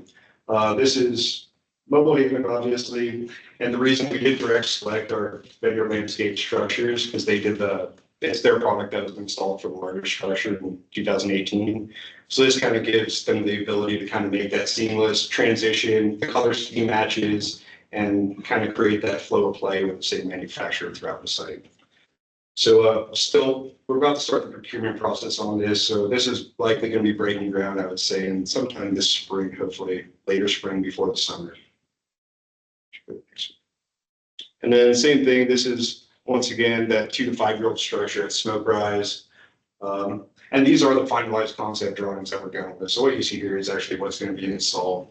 And this is the same thing. We did the large 5 to 12-year-old structure in 2018 using the same manufacturer. The color scheme matches. There's a lot of like sensory and type climbers on this, which matches well with if you're familiar out there, the 5 to 12-year-old structure almost has like that Ninja Warrior like type chords to it. So this is just like a lot of tactile stuff for kids to do on a smaller scale that mimics the larger one that's on site. And once again, this is hopefully a springtime, late spring before the summer. We'll get this one installed as well. Is that part of next fiscal year's? This is current. Yeah, so the Ponderosa Trails was last fiscal year. Some delays with like lead times. We just carried the funding forward. So that's why that one last fiscal year's money, but we installed it in August of this year. So the Ponderosa Trails, did that utilize the entire 150? It didn't. We had some savings, roughly $12,000 in savings, which kind of worked out perfectly with getting these two designs. Because now with 150 and added 12, we'll still be under that budget to accomplish both of these this fiscal year. Rolls over to the next one. Yep. Keep doing that. Yeah, and so like the next one on the priority list, just heads up for next fiscal year is going to be McMillan Mesa Park. And then after that is when we're looking to get into more the west side, the older side of Bushmaster and Fox Glen, which are bigger sites, obviously. Yeah. So I think once we get there, it's probably going to be taking a pause for 1 year and carrying forward the 150. So then we could hopefully accomplish one of these bigger areas with 300 that following year. Or attempt to leverage it with a grant or something. Yeah, there's some other options there. Great. And with that, any questions? That was great. Anybody got anything, questions? With the mobile haven and smoke price, just for review, you determined that based off of just the age of the structures, you kind of picked the oldest one out. So this is when we knew we were getting this funding last year. So essentially, they were all funded as part of a bond. So one of our playground structures, they're very similar to the one you saw, the old one at Ponderosa Trails, and they were all installed between 1998 and 2002. Yeah. You know, you get roughly 20 to 25-year life cycle. So they're all kind of, at that time, they're up for replacement.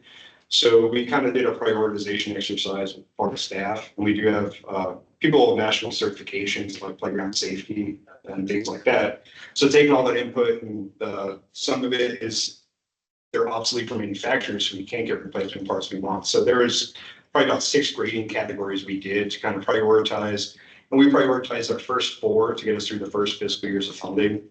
And then after that, it's and things change year to year. So we have the first 4 dialed in, like we're continuing to evaluate, but that's where I think we're gonna get into the larger ones. I'm really sorry if I missed it, but, what's your name? Oh, I'm sorry. Forgot about that. Yeah, I apologize. Yeah, Gino Leone, I'm the parks manager. Nice to meet you. Yeah, nice to meet you. I should have started.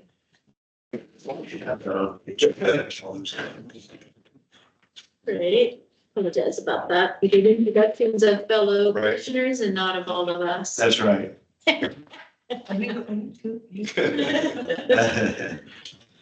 Thanks, Gino.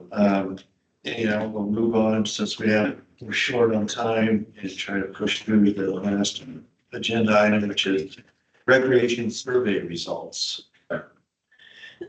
First, Mr. Tyrone Johnson's going to introduce himself. I got it. Oh, yeah. Hi, I'm Tyrone Johnson. I'm a recreation manager. And I am a native of Flagstaff too. I've been here a long time. I'm gonna share Tyrone's presentation here. All right. Here we go. All right. So we took a community recreation survey. We wanted to really just get some feedback and kind of see what the community thinks about recreation, our 4 recreation centers that we have, if they're knowledgeable of them.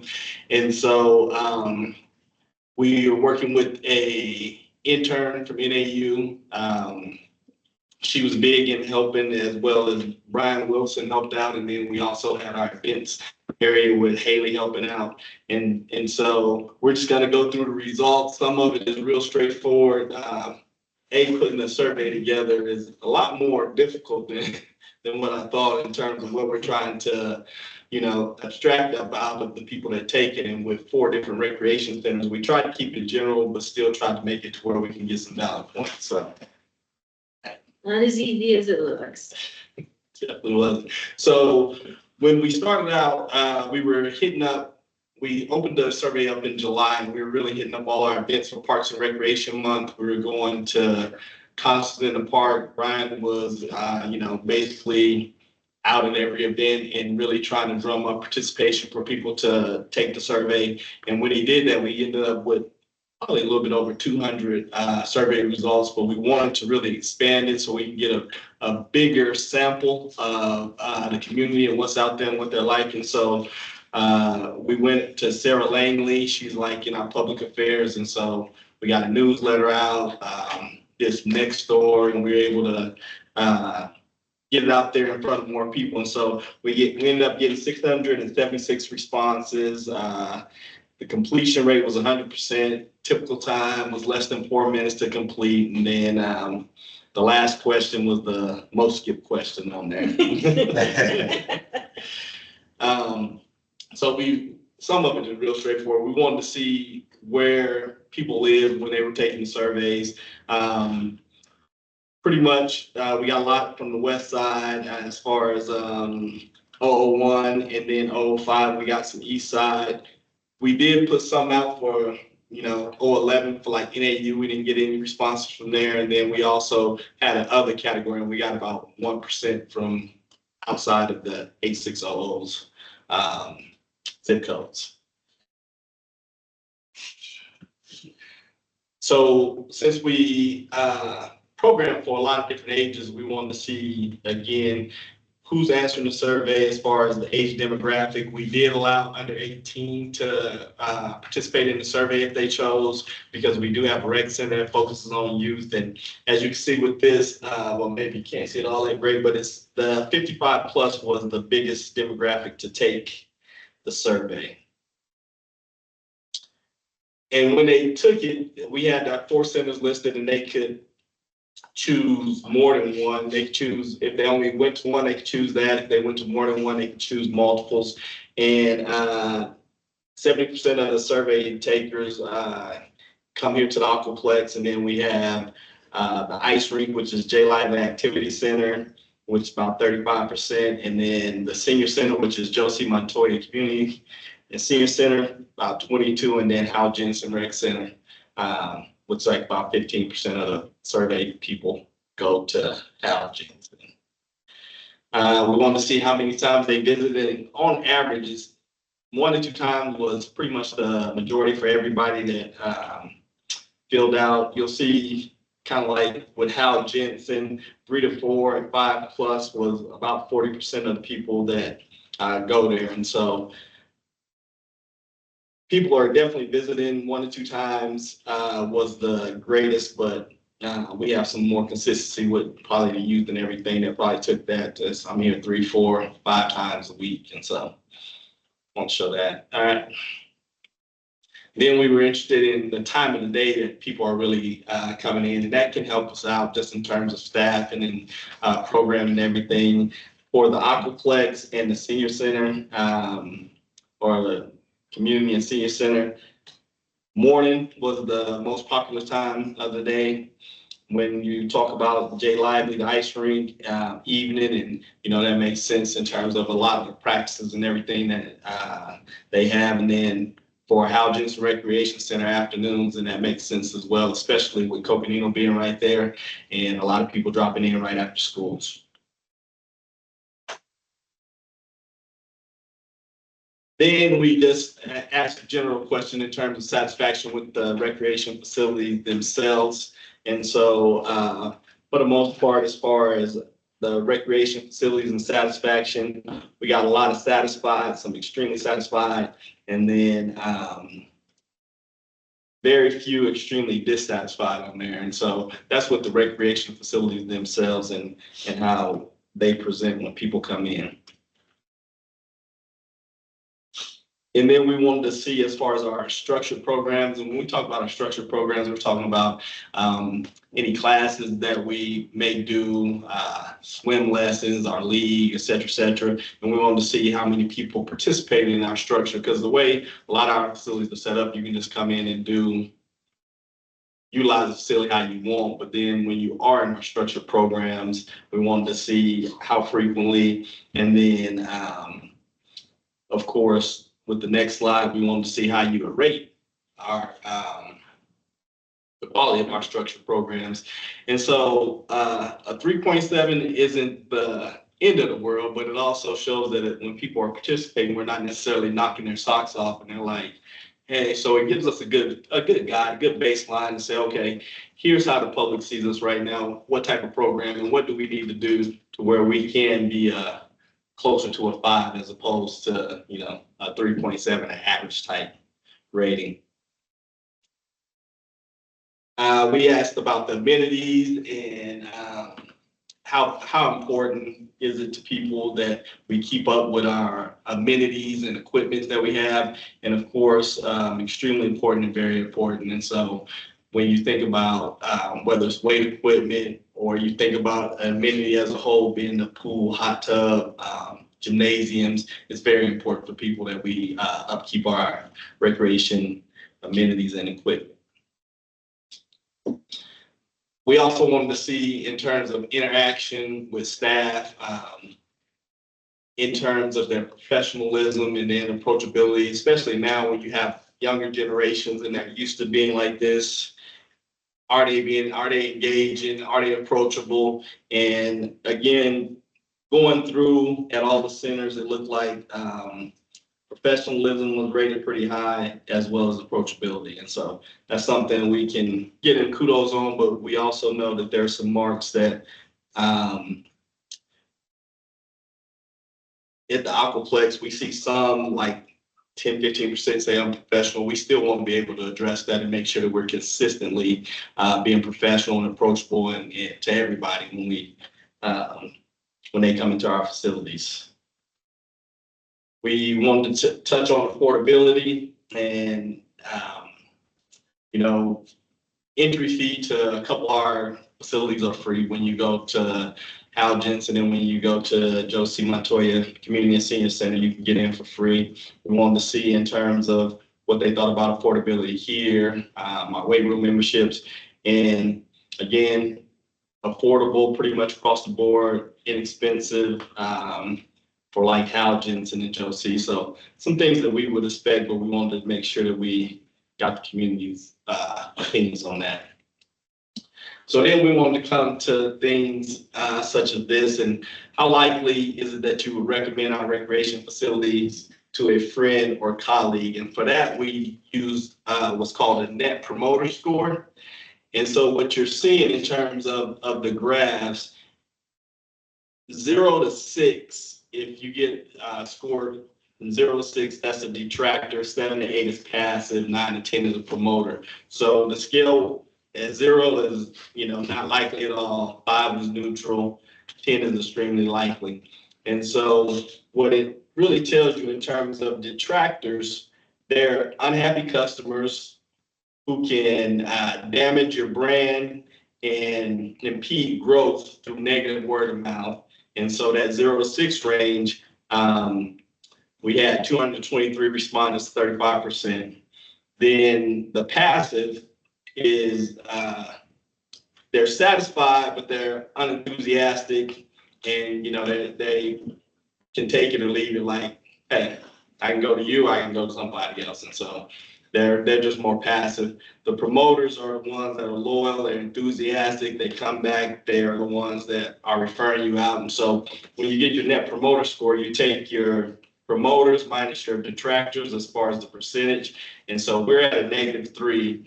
And for me, that really means it's a chance to really see about the customer experience and how do we manage that, and work with our supervisors to make sure that we're giving the customers what they need, that we're interacting, that we're engaging, and that we can improve in that area. And so I thought it was a good question to put in to where we can really see, because we can get the thing, hey, you guys are doing great, you guys are doing great, but then if the majority of the people are like, but I wouldn't refer you to anybody, then we need to be doing better.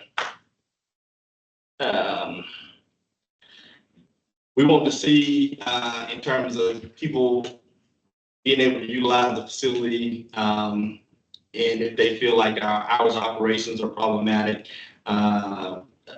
Here at the Aquaplex, they said they're frequently unable to use it because of our operating hours, and occasionally was high.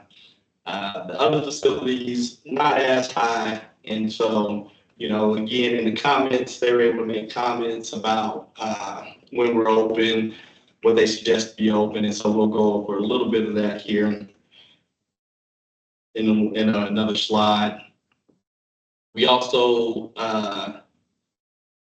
asked if we serve our diverse population here in Flagstaff adequately, and a good majority of people say yes. If they said no, we also require them to comment so we can understand where we're missing the mark. And so on that next slide, some of the concerns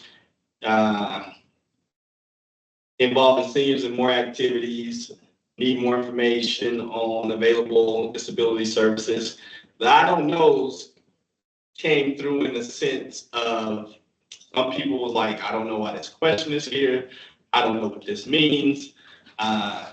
There was a couple comments like, I'm a white citizen. I'm not sure if I'm as sensitive to diversity. And so I just found it interesting in terms of the I don't knows and why it was I don't know. But other concerns was underserved youth groups, outreach, and access to diverse populations could be improved. And then also in terms of the website, keeping it up to date. I know for pros, we we're doing stuff with emails and everything else to make sure that our brand is the same, that our fonts are the same, so that, you know, people that may have impairment reading, all that type of stuff, can read it easier.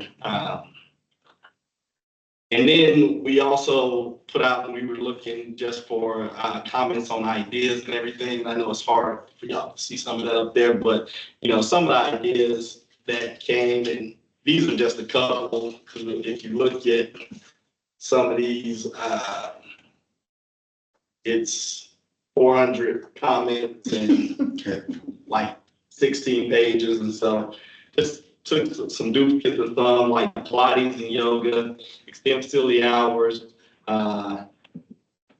more group exercise classes and personal training, more fitness programs geared toward the aging adult, more Native American activities, more family activities, facility expansion, multiple gyms, open pool on Sundays, splash pad, and lap pool at Aquaplex. If you did, it was written several times. So. And intergenerational programs are some of the things that came from that particular question. Then on the next one, we were just saying communication methods, how can we best get the word out? And a lot of people said email was the highest rated. Then it came to web, online, and social media. And so I know that we're kind of working on a email list so that we can have people opt in, we can be able to get out information to them as well. And I know we're working on that with our events and marketing team. Additional comments and feedback. One is the lack of facilities on the southwest side of town. That came up a few times. The chillers and dehumidifiers at the ring knee replacing, a public track, which is interesting because we have one here, but I don't know if they want like a full regulation size, something outdoors, which we'll have coming. But water temperatures here, we got a lot of complaints about it not being warm enough. And so they say that would be a better experience. More recreational experiences for youth. Aquaplex open on Sundays again was big, more public skate times.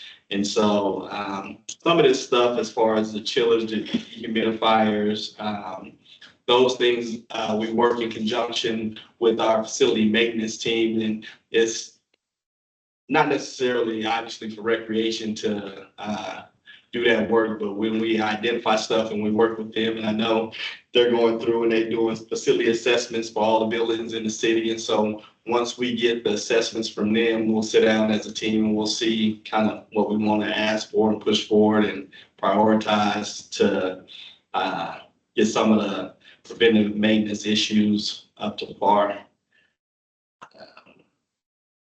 But I'll go through things like that, but any questions on that? Any questions on the survey? Anybody else? Board comment. Thank you for the deadlifting pad. Yeah. I had a friend who, she was talking, I was like, come do a public comment at the Parks and Rec meeting. And then literally the next day, she was like, oh, I'm like, never mind, you're not coming to the meeting. So thanks. Yeah, no, they just got the kids up there, so, Kyle, the supervisor here, he's been real in tune with a couple things, especially up in the weight room area, and he has a good vision for some good changes up that way, so hopefully people enjoy it. That's great. I'd be curious to see how that data split out into who complained about what from what age range, We can see if we can And definitely, drill that deeply into it. so that I can know exactly who's complaining about what. we can see what we can do for you. And I can stick up. I have a feeling some of that is just nonsensical surveys. And I think some of it too, it depends on the time and experience that they take. If they just were here waiting to get to the pool and had a bad experience and then they took it, that could add to negative comments, because a lot of comments are about pool and wait times and we need more, and this isn't what the voters passed. You know, it's supposed to be X, Y, and Z. So a lot of that stuff is in the comments, and again, with all the many comments, I just took a snippet, so. Thank you. I think it's an opportunity to, if any of the detractors, email them something that says, well, if you don't like it, you should vote for the triple B tax so we can get some more money so we can pay it. That's what you do with that email. Like. All right, looks like we lost Councilmember Harris, so we'll begin council liaison report. So we'll move on. That she didn't have anything. Yeah, I saw that. So very good. I don't know if you looked through the September newsletter, the reports, monthly highlights of parks and recreation, open space and events. But if anyone had anything they wanted to comment on that, feel free. I didn't really have anything. It looked good. Lots going on, as always. So I appreciate you putting that together, though. So good. Information items to and from commissioners and staff. I don't have anything at this time. Everybody else does. Deadlift pad. Deadlift pad. And you need one of those little like wrenches to get the bar up, so you can put the weights on the sides. But other than I'm getting too old. I don't want to do deadlifts. Very good. Anything from staff that you want to bring up? No, but I do want to just make note for everyone, our next meeting in November is the week before Thanksgiving, so hopefully not too many conflicts. That'll be on Monday, November 18th. And some things that we'll discuss then, we'll still do the West Side Park update. We'll still do, we'll talk about the holiday months, December, January, February, sometimes that third Monday, especially in January and February, tend to conflict with some federally recognized and city observed holidays. We'll pick those commission meeting dates. I know we've gone 10 minutes over our time, so I certainly don't want to keep folks any longer than we need to. Right. But if anyone is interested in that meeting that begins here soon, let me know because I can quickly email you the Zoom link or anything else. I don't know if we'll be able to make it, but yeah. Okay. And if that's all, and thanks for attending, everybody, and adjourn this morning. It's awesome to see you in person. Yeah. Huge. We got some information in person. Makes it easier. It does. It's been part of the problem. Past. Thank you, everybody. And so we haven't really, they're really sitting with it. Right. After presentation. Thanks. Thanks. Thanks.